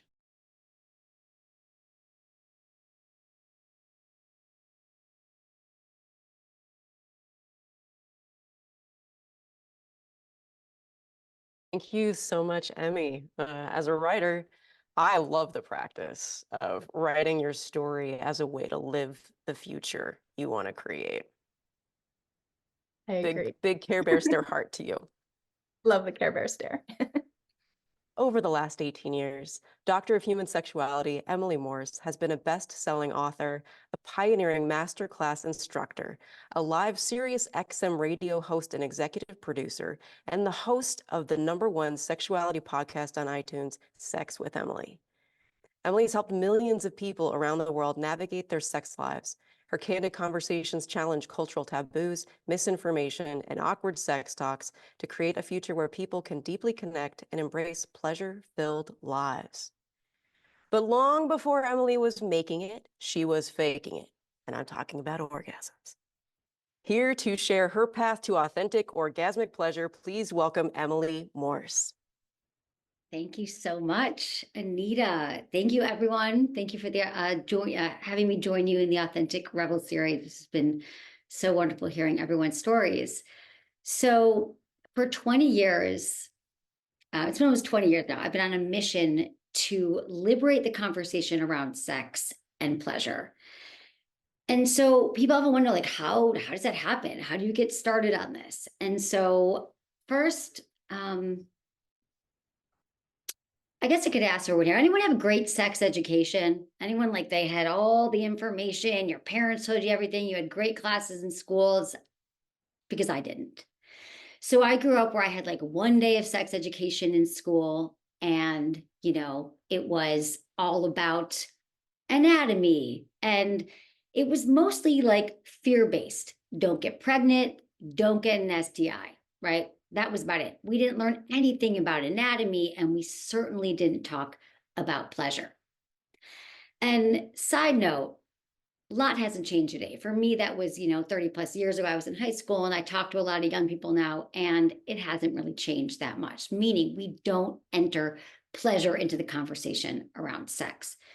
But that's how I started. I did a lot of sex education, and it's almost like, think of it this way. It's like giving your kids the keys to a car to go drive, but they never took, driver's training. They don't have a license. And so I very much felt that way. I started, having sex, being sexually active in my teens and 20s. But I started feeling like something was wrong with me, because I certainly wasn't having as much pleasure as my partners. They were always having a good time. I can tell you that. And I thought, am I broken? Is something wrong with me? Why does it always feel good to them? How come sometimes I don't want sex as much? How come in long-term relationships that I was in, after a while, it just wasn't so exciting anymore? And when I went looking for answers, I really couldn't find anything at all. And nowadays, a lot of kids are like, well, there's porn. And they think, well, that must be how you have sex. But back then, there wasn't even porn to mess me up. It was more like I would talk to my friends, and they would say, oh, yeah, whenever someone said to me, last night, I had the most amazing sex in my life, I would always stop them and be like, wait, what do you mean? Like, was his penis double jointed? Did you have 26 orgasms? Like, what does great sex mean? And I felt very, very lost in this. I didn't have there wasn't a lot of places to go for this information.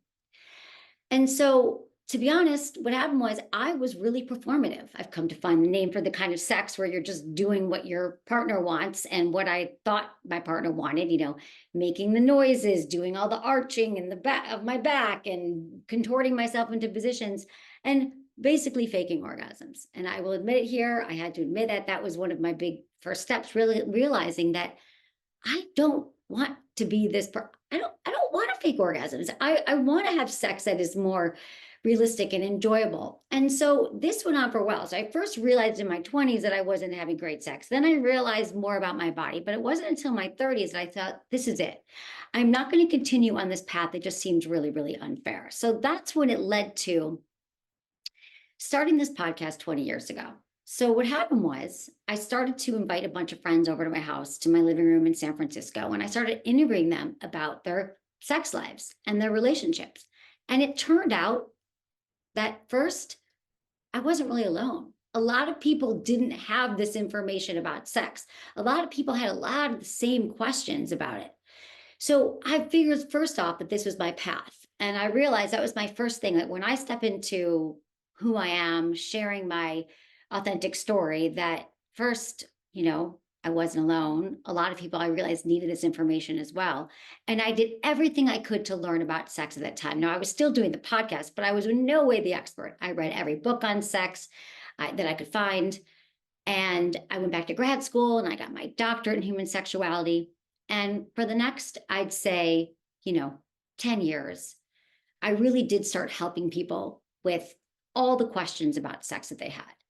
They wanted to know the right positions, the sex toys, the things to say, how to talk dirty. And I could do that. Like, if anyone had questions right now, I could pretty much answer any single sex question that you have. And so if that's really great and that's really inspiring, like it's so great to know how to maybe give myself pleasure and how to masturbate, how to feel good, and how to share that with other people. But then I realized after all this time that really people want a quick fix for sex. They're like, what is the next thing that I can do? Because sex is still shrouded in mystery. Even today, there's so much still fear around it. There's so much shame around it. There's so much trauma. But I thought that there was another layer here to go a little bit deeper. And so what I realized is that before I could do any of this stuff, and after talking to, millions of people, that what's really holding us back is it's not even about sex. If you think about it, a lot of it is about pleasure. A lot of us think that not only don't we deserve to have great sex, there's these underlying beliefs that we don't deserve pleasure, we don't deserve to feel good. And I call these the pleasure thieves. These are the things that are keeping us from having pleasure. Okay. And they show up in every area of our life. And that's stress, trauma, and shame. Okay. So it's kind of a heady stew. But it's true that if we have any of these, which raise your hand, I'd be really surprised if people don't experience any of that. But stress, trauma, and shame are the things that we have to unpack first before we can even get into pleasure. And so the first one, stressed. I realized that personally, even though I knew all the things to do, that if I had a really stressful day or I had anxiety and I had these spikes in cortisol and I was running around worried, that there was no way that I was going to be able to show up in the bedroom and be ready to go. And in fact, I felt like in some ways I was still performing because I'd be working all day and then I'd go see my partner and be like, I got to go. I thought, well, no, that's really not going to work until I'm really able to sort of get into my own, stress and find ways to release my stress and to be more present. The second thing that comes up is trauma. So all of us have trauma in our life, whether it's a big T trauma or a little T trauma. And I realized that in a lot of ways that trauma shows up is if we've had, a lot of people had sexual assault or trauma, and that's definitely going to live in our nervous system. And for me, I just had a lot growing up that, just trauma, like in my childhood, that was still preventing me from really allowing myself to like let go and experience pleasure. And so I went back to therapy after some time. I was always in talk therapy, but what I realized is like we really have to start to release there's so much that's, still in our bodies and things that were going on. And I did some EMDR therapy and I did some somatic experiencing. And then the third one is shame. Now, shame is so heady. In fact, I think that shame is probably the most pervasive of all the pleasure thieves. I mean, maybe we grew up in an environment where, we were told that it wasn't okay to be sexual, that it wasn't okay to have sex before marriage. It wasn't okay to, ask for what we want. And as a woman, I know that there was a lot of like shaming around that too, that there was shame around just being sexually expressive. It's like, we can't win. Like either we ask for what we want and we're labeled something, or we just kind of sit back and let things happen to us and we don't have any pleasure.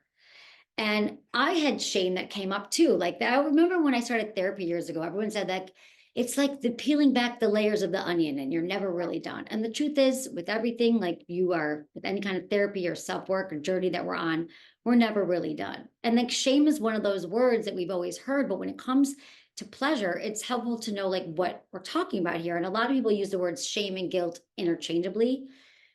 But in truth, they are attached like different stated beliefs. And I love the quote by Brene Brown that says, guilt is a feeling that I did something bad, while shame goes deeper. It's like, I am bad. So I realized that I still was carrying that. And a lot of my listeners were too, that until I could give them any advice, they had to clear out the things that were blocking them from having pleasure. And I had to do it myself at every layer. I had to realize that there was still shame in my experience level. The why wasn't I turned on? And in many earlier days, it was like, why couldn't I have orgasms? And so, if we're struggling in these areas, it's like, and we want to be the best we could be. We want to show up. It's not until we can really like clear some things that are holding us back. And so I always say, and I just wrote a book about this called Smart Sex, How to Boost Your Sex IQ and Own Your Pleasure. When I was writing the book, I thought everyone's coming to me for tips. They're going to want the anal tips and the blowjob tips and oral sex, because those are the things that people want. But I started it out with the pleasure thieves because I thought there is no way that we're all going to have a life of pleasure and connection. And let me just say this. When I'm talking about pleasure, I realize it's not even just about sex. It's about allowing ourselves and knowing that we deserve it. I thought I got to start with the pleasure thieves before we can get into everything else. So maybe you want to reflect on too, like, are there things in your life that might be keeping you from realizing that you are deserving of pleasure? Because pleasure is our birthright. We are all deserving of pleasure. And when I say that, it's not, again, it's not just sex, it's pleasurable things in our life. It's hanging out with friends. Maybe it's gardening, going for a walk. How much time do we actually spend, allowing ourselves to do these things? And in fact, I was at this retreat a few years ago, or maybe it was like over 10 years ago when I first started on this second layer of my journey. And you had to write down all the things we did in our lives that gave us pleasure, right? And then there was like a math equation and you had to go through it. It's actually in my book. And it was like, what are all the things you do that give you? And I realized that I did all the math and I wrote everything out and it came out and you had to do an equation. What percentage of your life is pleasurable, is for you, is things that make you feel good, not because you have to check something off the list. Because we also put conditions on pleasure. I don't deserve to fill in the blank until I cross everything off my list, until I make a certain amount of money, until I have the relationship. There's all these conditions. But pleasure is actually productive. The more that we actually have to say, I'm going to have more pleasure in my life, I'm going to do the things in my life that make me feel good, it actually helps and fuel other things. The more pleasure we have, the more, pleasure, the more we prioritize our pleasure, the more pleasure we're actually going to have. And so when I say it, like, there's so much judgment, right, around pleasure. And so just saying, like, think about it, like, what actually makes you feel good? What do you do in your life that you didn't have to jump through a bunch of hoops to get? Because we're all deserving of it. And so, that was a big part of me, was like clearing out pleasure and prioritizing pleasure, and then realizing, like, we got to get rid of the shame. And here's the other thing, you don't actually get rid of these pleasure thieves, you just learn to manage them. And so they still come up for me in my relationships and with my partners and with my listeners.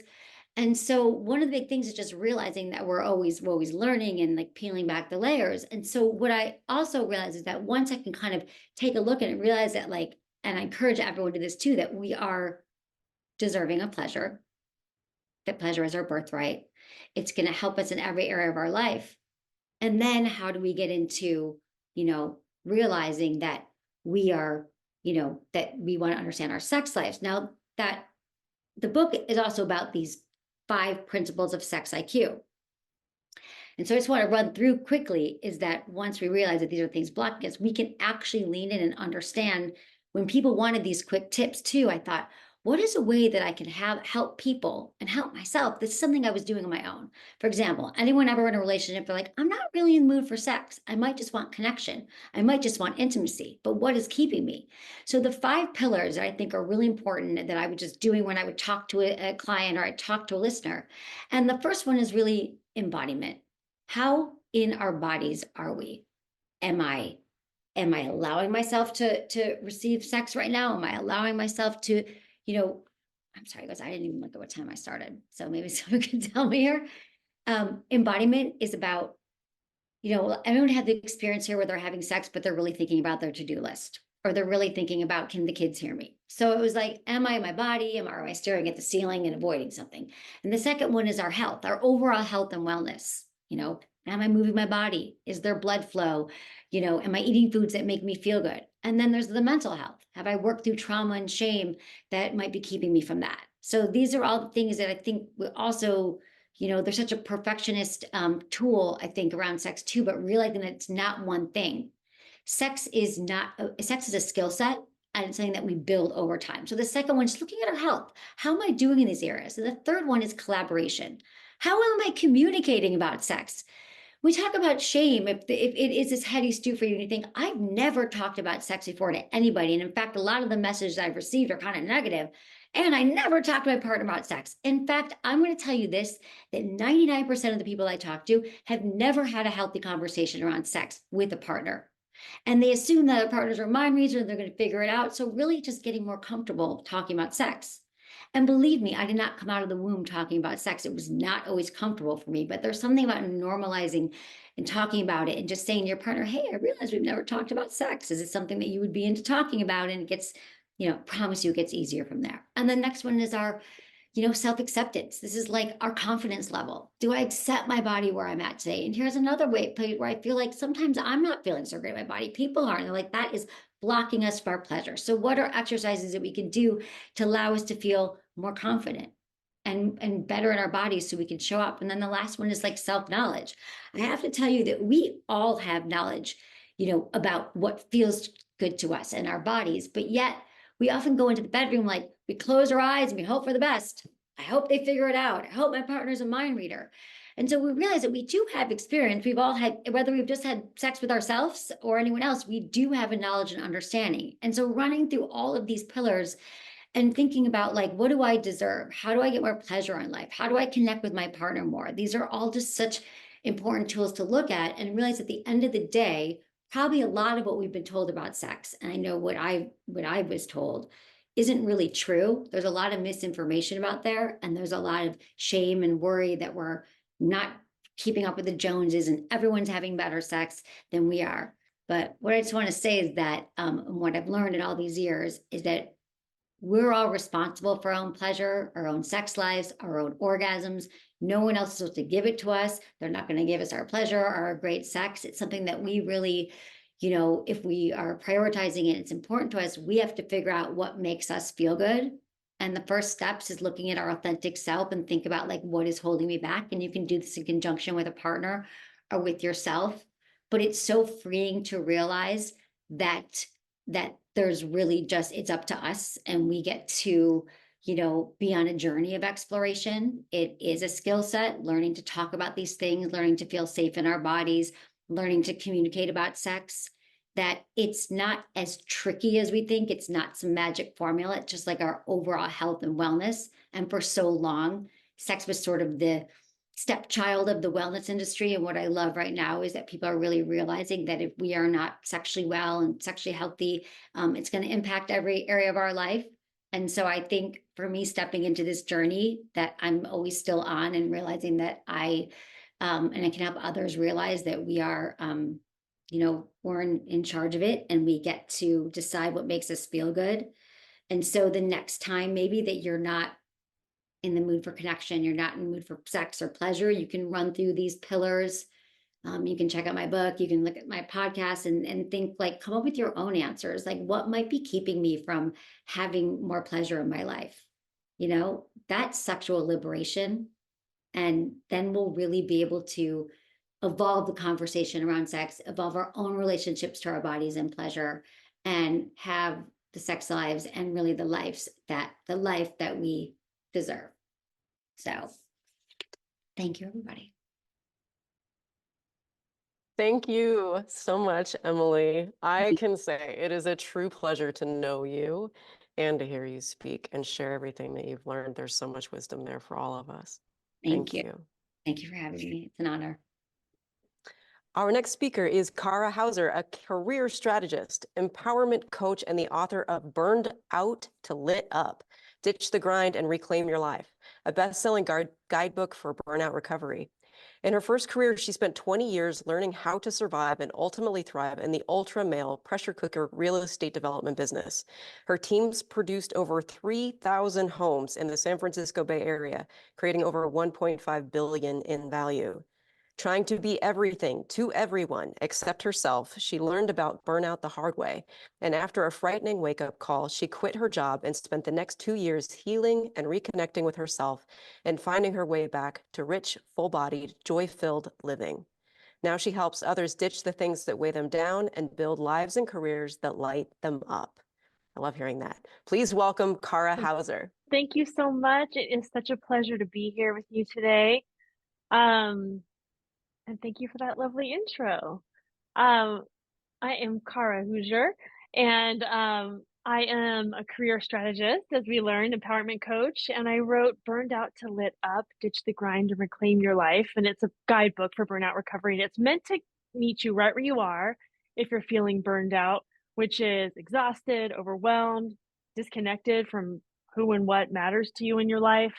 But before I get all into that, you may be thinking, burnout, blah.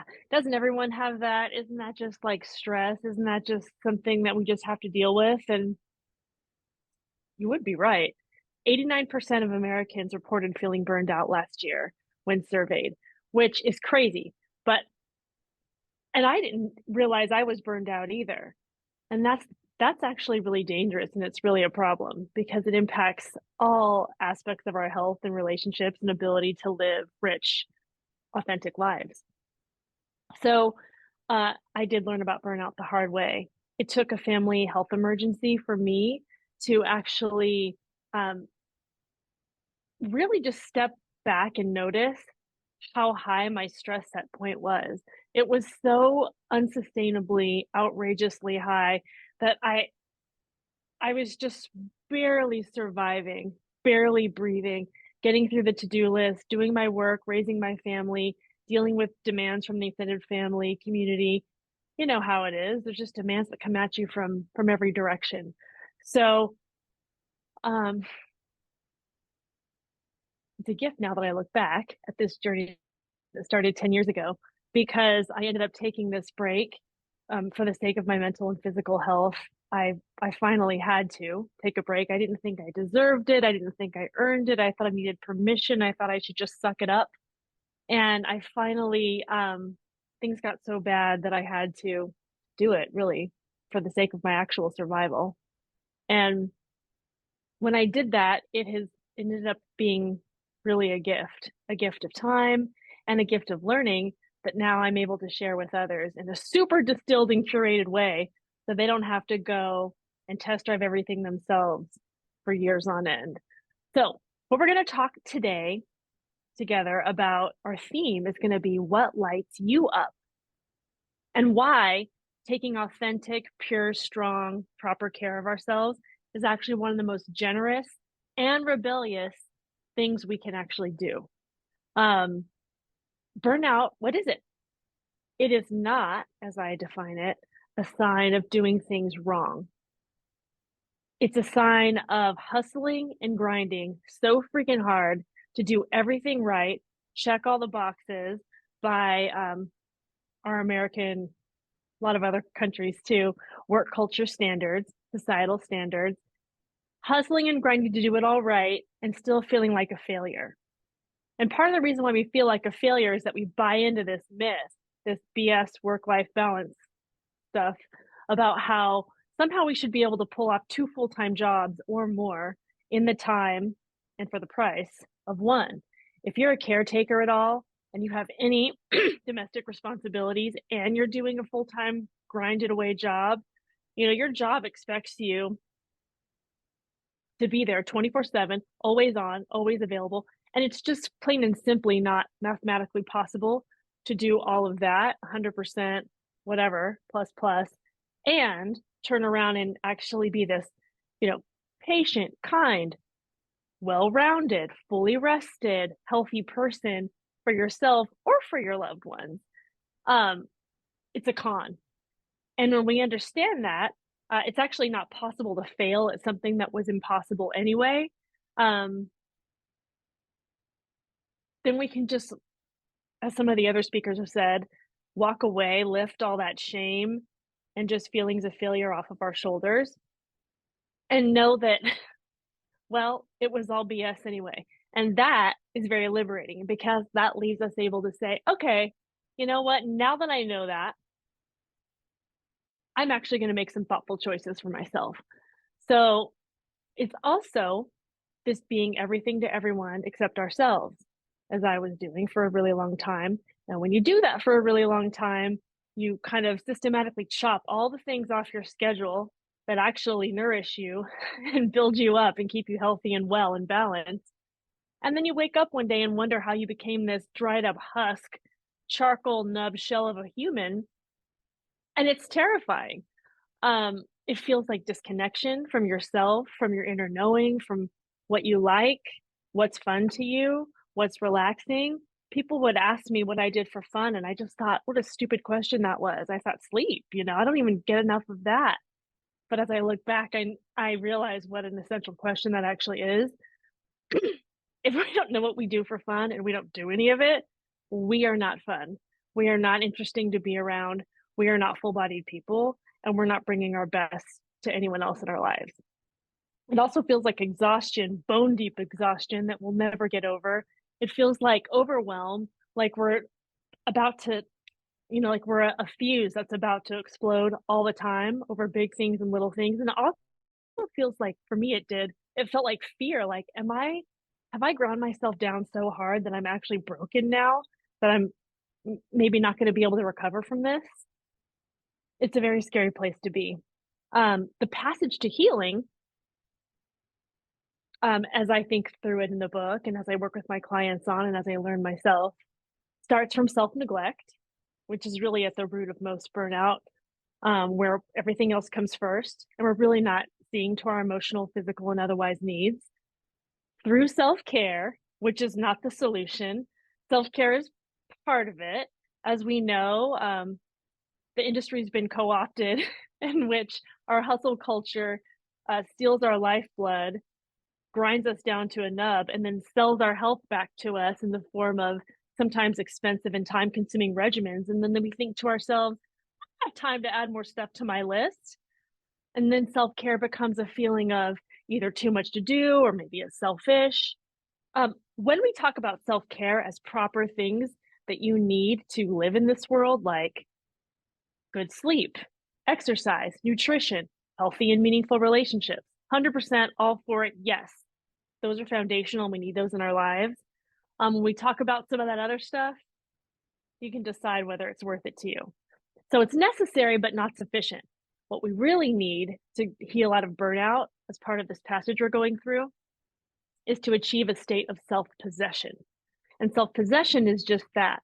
It's possessing our own selves. It's being so tightly and well connected to our core, what matters to us, what our values are, what our value is, our intrinsic value as a human, what our gifts in this world, what we think that we're here to do, what brings us joy to offer to others in this world. It's being so connected to those things that making intentional decisions of how to spend our time, our money, our resources, our limited amount of energy becomes so much easier. It just becomes much more natural. And in this world that we're living in right now, where our attention is literally for sale, self-possession is truly a rebellious act.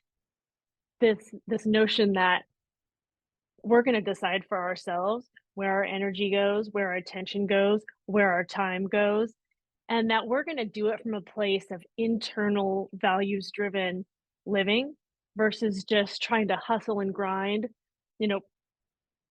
playing that grind, doing the grind, hustling for attention, hustling for approval, hustling for external status symbols, and trying to get to a point where everybody else approves of us versus getting really clear on what matters to us and moving forward that way. It really does feel like a rebellious act. The good news is it's actually a very generous rebellion, probably the most generous, because one of the most important things that I learned, and this seems so obvious in retrospect, but when you're in the middle of it, it doesn't feel that way at all. I learned that the more I nourished myself, the more I had to give to my loved ones, my work, the world. When I show up as a whole, healthy, solid, happy, and joy-filled human, then I'm able to actually offer those gifts to my loved ones in my life. If I can offer myself grace and love and listening, I can offer those to other people. We can't offer other people what we haven't learned to give ourselves, and we're not in the practice of giving to ourselves. I know for my work, when I was so burned out on a razor's edge with my attention, I was snappy. I wasn't very creative. I wasn't able to lead my teams with compassion and listening and connection and cultivating a shared vision and all those things that you really need to do a good job at work. Whereas when you take care of yourself first, you're able to bring so much more. You're able to shine your light out to the world in a way that you otherwise aren't able to do. So it's a very generous rebellion and the most powerful win-win I know, honestly. When we take good care of ourselves and what matters most to us, we're actually able to do good in the world in the way that I know we all want to do. So, what gets in the way of us doing this? And since we just have a few minutes today, I'm going to share with you one of the things I talk about in the book, which is I refer to as the 4 P's of doom. So we're going to go through those and then do a quick activity together so you can apply some of what we're talking about to your life now and take something interesting, hopefully, away with you. So the 4 P's of doom get in the way of joy, connection, and building a life that lights you up. First one, perfectionism. Lots of folks during this series have talked about that. Perfectionism is a bully. If you've ever struggled with it, you'll know it clubs you. It's super judgmental. It causes us to judge ourselves. It causes us to judge other people. It causes us to be very closed-minded. It causes us to not pay any attention to all the wonderful possibilities out there because we're just so tunnel vision on the way that things have to be. And this is not to be confused with excellence, by the way. Excellence is that you care so much, you want something to be beautiful, you want it to be high quality, you want it to be soulful. That's cool. Perfectionism gets in the way. If it's just not very fun. It's like inviting the cops to a house party when you're in high school. I mean, how are we having any fun when we're doing that? We're not allowing for true connection to happen. The next thing is people pleasing.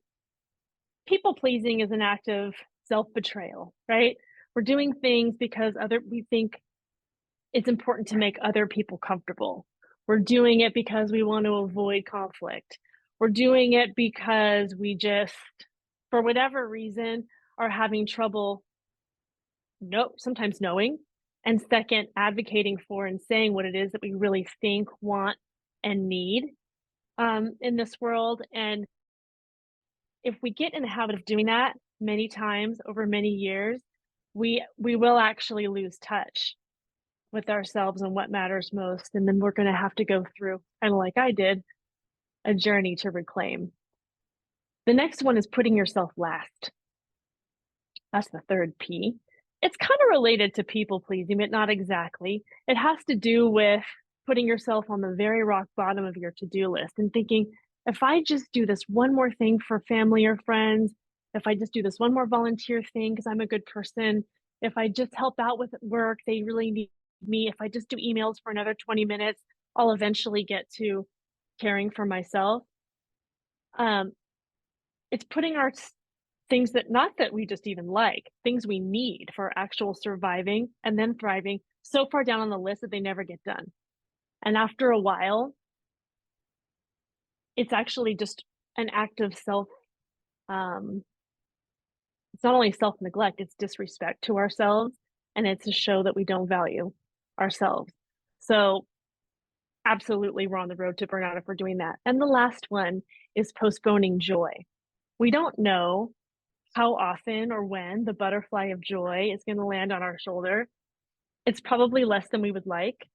And if we're in a state of burned out frenzy, we're not even going to notice when those beautiful moments of presence and fun and joy and spark come along, because we're just not going to be in the state of mind to notice that. So those are the things that get in the way. And now what we're going to do is a super quick activity. It's rapid fire. So if you have a pen and paper or just your computer to type on, that'd be cool. If you just want to think about it or dream in your head, also cool. This is meant to be no self-censoring, just boom, first thing that comes into your mind, think of it and write it down. So I'm going to ask these questions and then I'll tell you what we're doing. 1, what do you like to do alone? With family? What do you like to do with friends? What's something you liked as a kid? How about a teenager?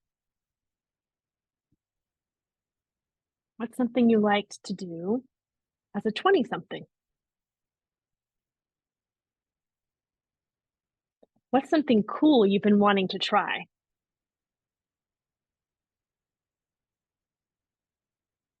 How about something impractical?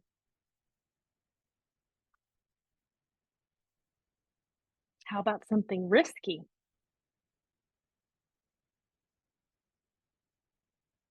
What are you scared to try, but you still want to try anyway?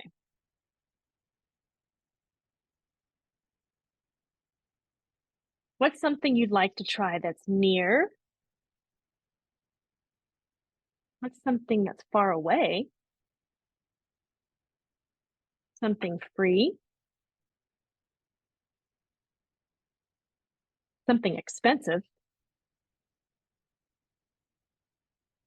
Something quick? Something long-term? What's something you'd like to try that is artistic, athletic, outdoors, indoors? What's something you'd like to try that's quiet?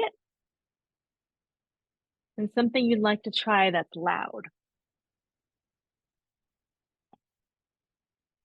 Okay, now look at all the things that you wrote, or if they're in your mind, think about them a little bit. Are there any common themes? And if there are, note what those might be.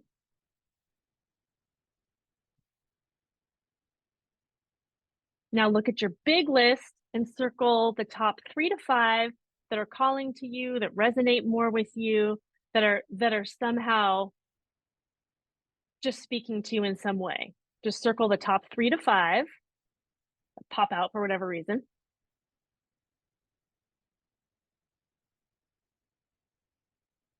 And finally, circle the top 1 thing. Choose 1 thing.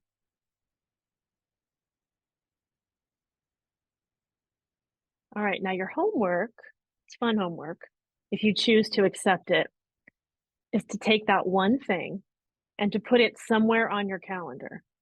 Put it on your schedule, decide when you're going to do it, literally put it on, because we know we don't do things unless they're on there, at least I don't.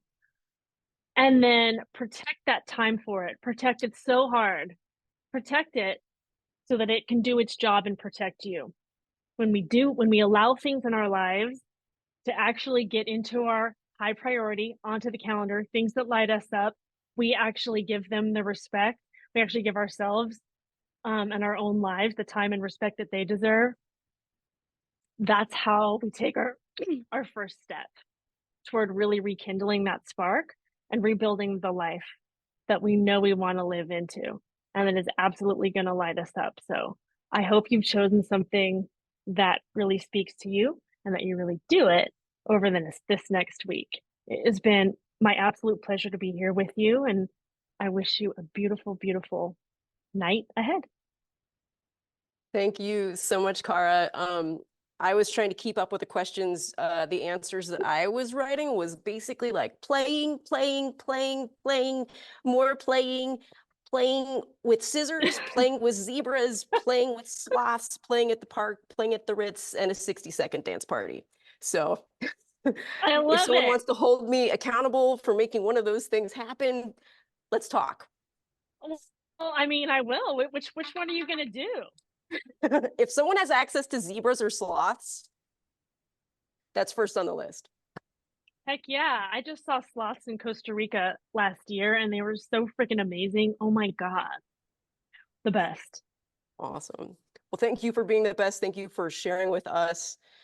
Our final speaker of the day embodies the spirit of living authentically. For decades, making a difference in someone's life was something Sue Bowles longed for, but always felt was just out of reach. She believed the lie that she was too broken, too wounded, too everything to have anything to offer anyone else. Hope was elusive, discouragement a constant companion, and purpose a dream never to become reality. Now, one of Sue's mottos is, you only have to be a step ahead to help the person behind you.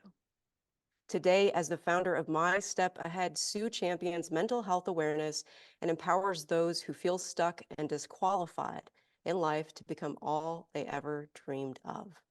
Let's welcome Sue Bowles. Good evening. Do you want to have more confidence? You want to have a life of purpose? And do you want to finally be free to be you? If that's you, if you're on Facebook, put yes in the comments. If you're in the webinar, throw a 1 in the chat. And while you do that, imagine what it would be like to believe the things, the good things in life are good enough for you and not just everybody else, that you're not the exception, that the things you think disqualify you from being able to help somebody really are the things that make you uniquely qualified to help somebody. As Anita said, my name is Sue. I'm the founder of My Step Ahead. I'm an award-winning author, Amazon best-selling author as of January, and Master Certified Life Coach. I want to thank Anita and Jen and the entire Authentic Rebel team for putting together this incredible opportunity. Thank you for the gift of your time last night and today. I'm also the chief instigator behind the Dare to Believe movement. And today, I dare you to believe that you matter. That's been an overriding theme in all of the speakers we've heard this weekend. They have all dared to believe that they matter. You matter. When was the last time someone said that to you? Someone really took the time to appreciate you, to let you know the influence you've had in their life. For many of us, it's been a really long time. We do things we're expected to do. We do things we want to do. We do things we're supposed to do. But we never fully realize the impact we're having on somebody. Because life's just busy. We bounce from one thing to another, from this thing to that and the next thing. But rarely do we slow down to give or even receive authentic appreciation. And for others of us, life has just been hard, unfair even. We walk around carrying the weight of past mistakes, the burdens or the regrets of things that maybe have been done to us against our will in one way or the other, something done to us without our consent. And somehow all those things just keep piling up, and we start to believe that we don't really matter because we're not hearing that in word or deed. We're told that we aren't good enough, that nobody cares. So why bother? We eventually even stop showing up for ourselves, because if we're getting this message from everybody else, well, then it has to be true, right? How do I know this? Because I said the same thing before I took the dare. I am a Christ follower, and that does not mean I have it all together or have the magic answer. Because as recent as 10 years ago, I called myself the holy exception. I believed, as Anita said in the bio, that I was too screwed up, too far gone, and a total waste of space. I believed that my experiences, my life experiences, disqualified me from having a life. And since I considered myself disqualified, I put on a mask because I needed to make somebody else believe I was somebody I wasn't. I needed to make myself believe I was somebody I wasn't. I put on a mask to live another life. I wore the mask of being the go-to gal. Sue was the good one. Sue was the strong one. Sue was the one that had all the answers, and you could rely on her because Sue did not have a problem. I was the one that supposedly knew all the answers, and I was dying on the inside. That was the truth. Because you see, when I was 7, I was raped by a classmate in 1st grade. And that told me that I no longer had a voice, that I wasn't worthy of being heard, that I didn't matter. I endured other sexual abuse that only reinforced that same message. Twice I have considered ending my life because if nobody cared, why should I be around? I developed an eating disorder. I didn't even think I mattered enough to take care of my own body. All of those disqualifications led me to believe lies, but I took them as truth. I believe lies that maybe are some of the same ones that you're finding that you might be believing. When we slow down enough, when we let ourselves, sometimes when we force ourselves to think about what we're really believing, we might be surprised at what lies are really there. Maybe it's, I'll be rejected if I don't wear the right clothes. I went through that getting ready for this. I'm authentically me in a hoodie. This is me. But I was like, will I be taken seriously if I don't dress up? If I don't look professional? I went through that even with this. I'll be rejected if I don't say the right things or act the right way, or I'll be rejected if I break down, because then someone's going to know that I really don't have it all together. I might be rejected if I tell the truth or if I draw that boundary. Or what about the lie, it's my fault? I should have known better. How many times do we tell ourselves that? I'll never heal. I'm not good enough. Nobody else has told me I'm good, so why should I believe it? I'm not hearing that message, so it must be true. Here's one that I bought into for a really long time. There is no way God can use me. Too screwed up, too far gone, total waste of space. No one cares. Another lie, and this one really took me down the wrong path for many, many decades. If God loved me, he wouldn't have let this happen. How many of us have said that? And again, like I said, I'm too screwed up. There's no hope. All of those are lies, and I believed every single one of them. And what I've learned in the process is that the lies are all rooted in fear. And to be an authentic rebel, which is what this whole weekend has all been about, means we face fears. We have courage. We have confidence. We go for it. We face the fears, which means we face the lies. Now it starts getting a little uncomfortable. You're asking me to do something outside of my comfort zone, Sue. Yeah, because I'm daring you.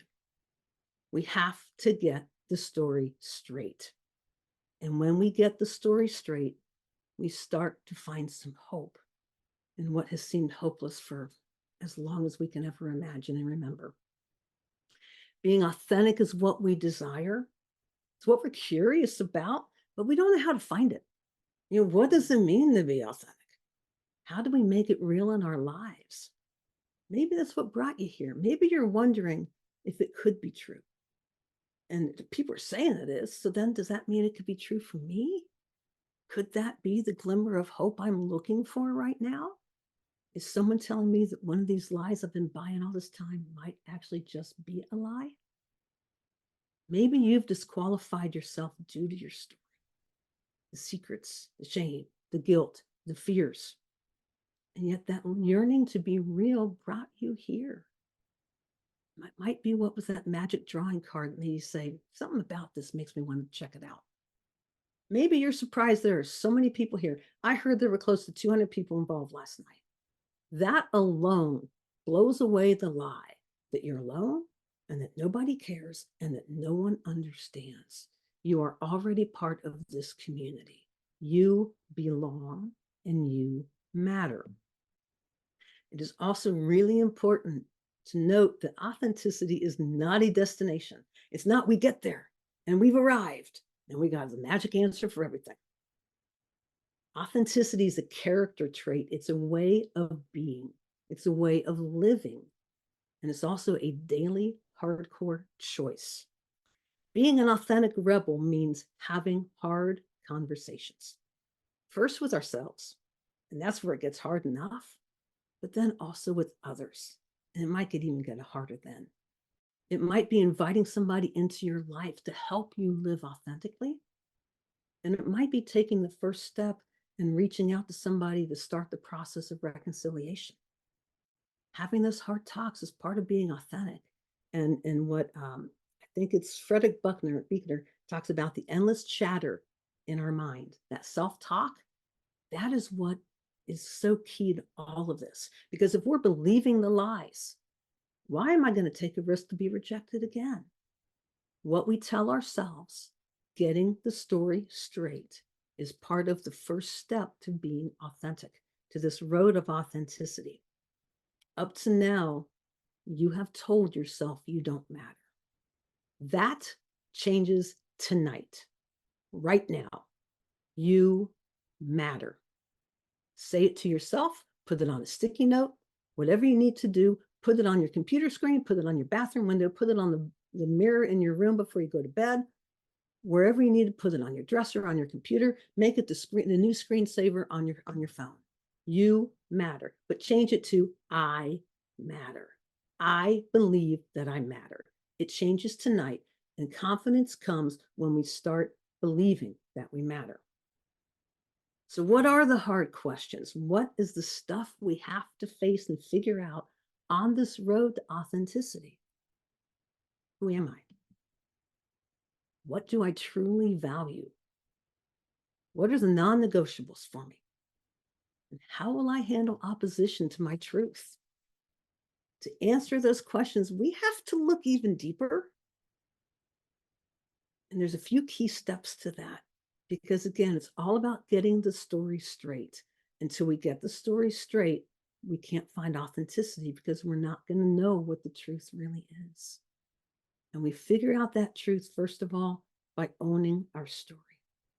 When I started this whole process, when I took the dare, long before I knew it was a dare, I was in denial about my story. I hated my story, and I absolutely hated myself.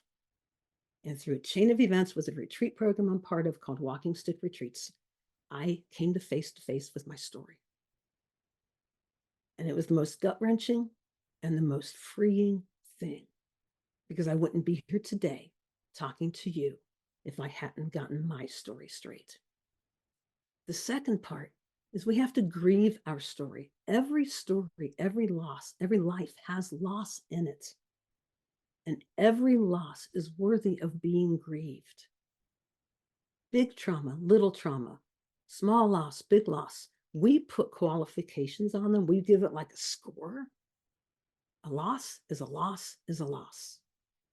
Losing a pet is just as traumatic as losing a parent. I've lost both of my parents since October 2020. 3 years, 2.5 years apart. I lost both of them. Actually, I'm sorry, just over 3. No, 2. I get lost already. I understand it. We have to grieve the story because our story and the losses need their proper time and attention. They deserve your energy. They deserve that energy, that emotion that's being caught up inside. It has to come out. You've already heard so many speakers talk about how the pent-up stuff affects your body. A hardcore book to read is The Body Keeps the Score, and it talks about how the body stores trauma. It is not for the faint of heart. Grieving your story is not for the faint of heart. But if you believe you matter, you'll take that step. And the third step, own your story. Grieve your story, and then it gets fun. After you do those 2 hard parts, then you start really daring to believe that you matter. And yeah, at the start, that's a huge jump. You're like, everything in my core is telling me no. That's not my truth. But have you given it a try to be truth? Or are you just believing a creative lie? You see how all this twists together? Now, all of these are huge steps, and they are best taken with support. I asked at the beginning, who wanted to be more confident, who wanted to live a life of purpose, and who wanted to be free to be you? And as we've talked, maybe you're noticing something starting to stir. That's what I call holy dissatisfaction. That's the impetus to change. Maybe there's a holy dissatisfaction with where your life is now, but you're not sure how to get where you want to go. Henry David Thoreau uses a phrase called quiet desperation in his book Walden. And I found this great quote from eNotes that talks about that. It says, in Walden, by quiet desperation, Thoreau means the suffering of people who lead shallow, inauthentic lives, dominated by competition for wealth, success, or the struggle for survival. Thoreau describes these people as leaving the city and entering the country, desperate for distraction or a respite from their busy lives, only to return to the city unchanged. We're looking for something and we're not willing to do the work. and we come back in the same conditions when we left. If you want things to change, you have to be willing to do the work. Moving from disqualified to qualified, hidden to seen, silent to confident does not happen overnight. There is no magic pill. There's no snap of a finger. When I'm out speaking and I'm talking about this, I said there is no way around the healing mountain. You have to go through it. But don't go through it alone. It is possible. I am living proof that it is possible. 10 years ago, if you had told me what I'm doing today, I would have laughed you off the face of the earth because I didn't believe it, because I was buying the lie as truth. It happened for me, and it can happen for you. That is why I am here. I'm here to show you the way. My step ahead. I only have to be a step ahead to help the person behind you. I'm a step ahead. I can reach back and help you. Well, I'm still reaching out for help as well because I don't have it all figured out. But we have a human chain of support. That is the power of my step ahead. Every life experience has meaning and has value. Some people say, well, I don't have any meaningful life experience. You are alive. You have life experience, therefore it is meaningful. It doesn't matter what that experience is. We put qualifications on it. 6 months after my mom died, a coworker tragically lost her father to suicide. She found the body on Easter Sunday. The next day, my other coworker and I went out to the house. There was concern expressed from me. You're going to be okay? This is pretty raw for you. So I guess we're going to find out, aren't we? And yes, there were a lot of tears. And for the hour we were there, but as the tears subsided, I started being asked questions. We're going to the funeral home today. What do we do? What do I need to bring? What about the clothes? Who's going to do what? What about the obituary? I had just walked through it 6 months prior with my mom. I'm quite sure I wasn't well, and I didn't have it all figured out. But I was a step ahead. I could reach back and help my friend. That is the power of my step ahead. That is the power of daring to believe that you matter and that you have something to offer right now, regardless of where you are in your journey. It happened for me, it can happen for you. We got to remove the mask. Got to step into the incredible person God created you to be, fully qualified. I have a free download that I want to get you. I'm going to let me hit this screenshot real quick, throw this up on the screen. Hopefully this will hit. There you go. So you can hit that, use that QR code if you'd like. I'll also put the link in the chat. I've got that free PDF for you. It's called Never Too Far Gone, 4 Steps to Rediscovering Hope When All Feels Lost. Fill out the email, give me your email address. It'll be in your email, in your inbox momentarily. I'm also going to drop the link in the chat. Let me stop the screen share so I can also do that. Sorry for all the technology parts of things here, guys. There you go. There it is in the chat. And when you get that, as a thank you for signing up, I'm also going to send you the first chapter of my book. My book is called This Much I Know, The Space Between. You've seen the cover on the scroll and everything. It's available on Amazon and Kindle. It shares my story in much greater detail. And it is the actual impetus behind the Dare to Believe movement. I want to get that to you as well, just as a thank you. As at the start, I said I'm the chief instigator. I like instigators stir things up. And you might be able to tell I have a little energy. I like to stir things up. Isn't that what a rebel does? A rebel goes against the flow. So I'm an instigator of rebels. I kind of like that idea. That's kind of cool. When an instigator stirs things up, they're challenging you to action. I'm challenging you. Because an instigator sees something in you, in someone else, before they see it in themselves. I see it in you. You have a desire for something greater in your life. You have a desire to be better, to take the next step in your life, to get unstuck. That's why I'm here. I'm challenging you. I'm daring you to believe that you matter. I believe you do. Doesn't matter that we haven't met yet. Hopefully our paths will cross. But I'm here to challenge you with that. Behind me is a quote from the late Christian musician Rich Mullins. It says, it's not going to matter if you have a few scars. It will matter if you didn't live. Scars come from wounds. Wounds are still bleeding.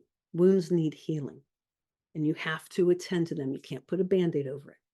Think if you have a cut and all you do is you kind of cover it up, hope it's going away because you don't want to deal with it because it's going to hurt when you put that antiseptic on it, and you keep covering it, kind of put it away, and then suddenly it gets infected. But you still don't want to deal with it. You're just going to hope it goes away even more. And before you know it, the infection starts getting bigger and bigger. And then suddenly it needs even deeper wound care. And when they get in there and start cleaning it out and scraping it, it hurts because they're getting down to the core. They got to get all the garbage out of everything's built up on it because we tried to avoid it in the past. But then as that healing happens, that wound starts to close and it becomes a scar. And that scar is a story of hope for somebody else. Wherever you are in your journey on authenticity, your wounds can and will become scars if you are willing to dare to believe that you matter and do the hard work of healing with support. How we answer this question, do you believe that you matter? Until each of us can answer that in an affirmative, positive, bedrock way, permanent life change cannot and will not happen. It's part of the hard conversation of being authentic, is telling you the hard truth. Until you dare to believe that you matter. Not what somebody else says, not what somebody else thinks. What do you think about yourself? Until you can say yes, nothing will change. You'll be living that life of quiet desperation. I'm here to help you. Please click that QR code that was up there. The link is in the chat. You matter, and I dare you to believe it. Thank you. Thank you, Sue. Your message, Dare to Believe, has a profound connection with the reason behind the name I gave the event and retreat space that I'm building, the Land of Make and Believe. Sometimes we have to make a leap before we can believe that we can. Thank you. Thank you, Sue. Thank you to all our speakers these past 2 days. Thank you to you, our incredible audience of Authentic Rebels. This event has been a profoundly moving and meaningful experience. And founders Jen Engovic and Heidi Miller want you to know they built the Authentic Rebel platform so people can share their stories, their dreams, their passions, their talents, just like you've experienced over the past 2 days. It has been an immense privilege to get to be your guide for this experience.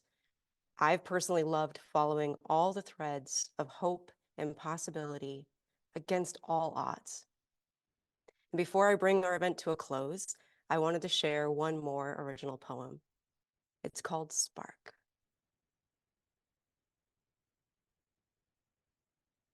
Remember today. Can you feel this moment where everything is possible? There is a spark ready to drench you in light while the world opens to let your universe expand. You are an explorer, seeking adventure and discovery, finding possibility and meaning. And guides are here, ready to shelter and strengthen your flame. When darkness draws breath, craving oxygen. Well protected, you are strong.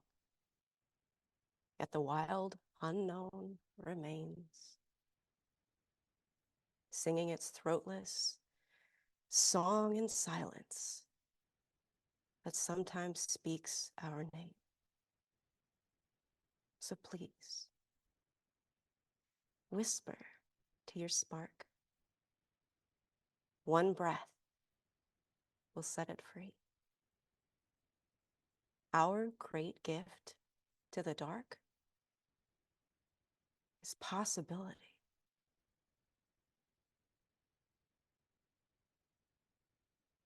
Thank you for being a part of the first Authentic Rebel Speaker Series.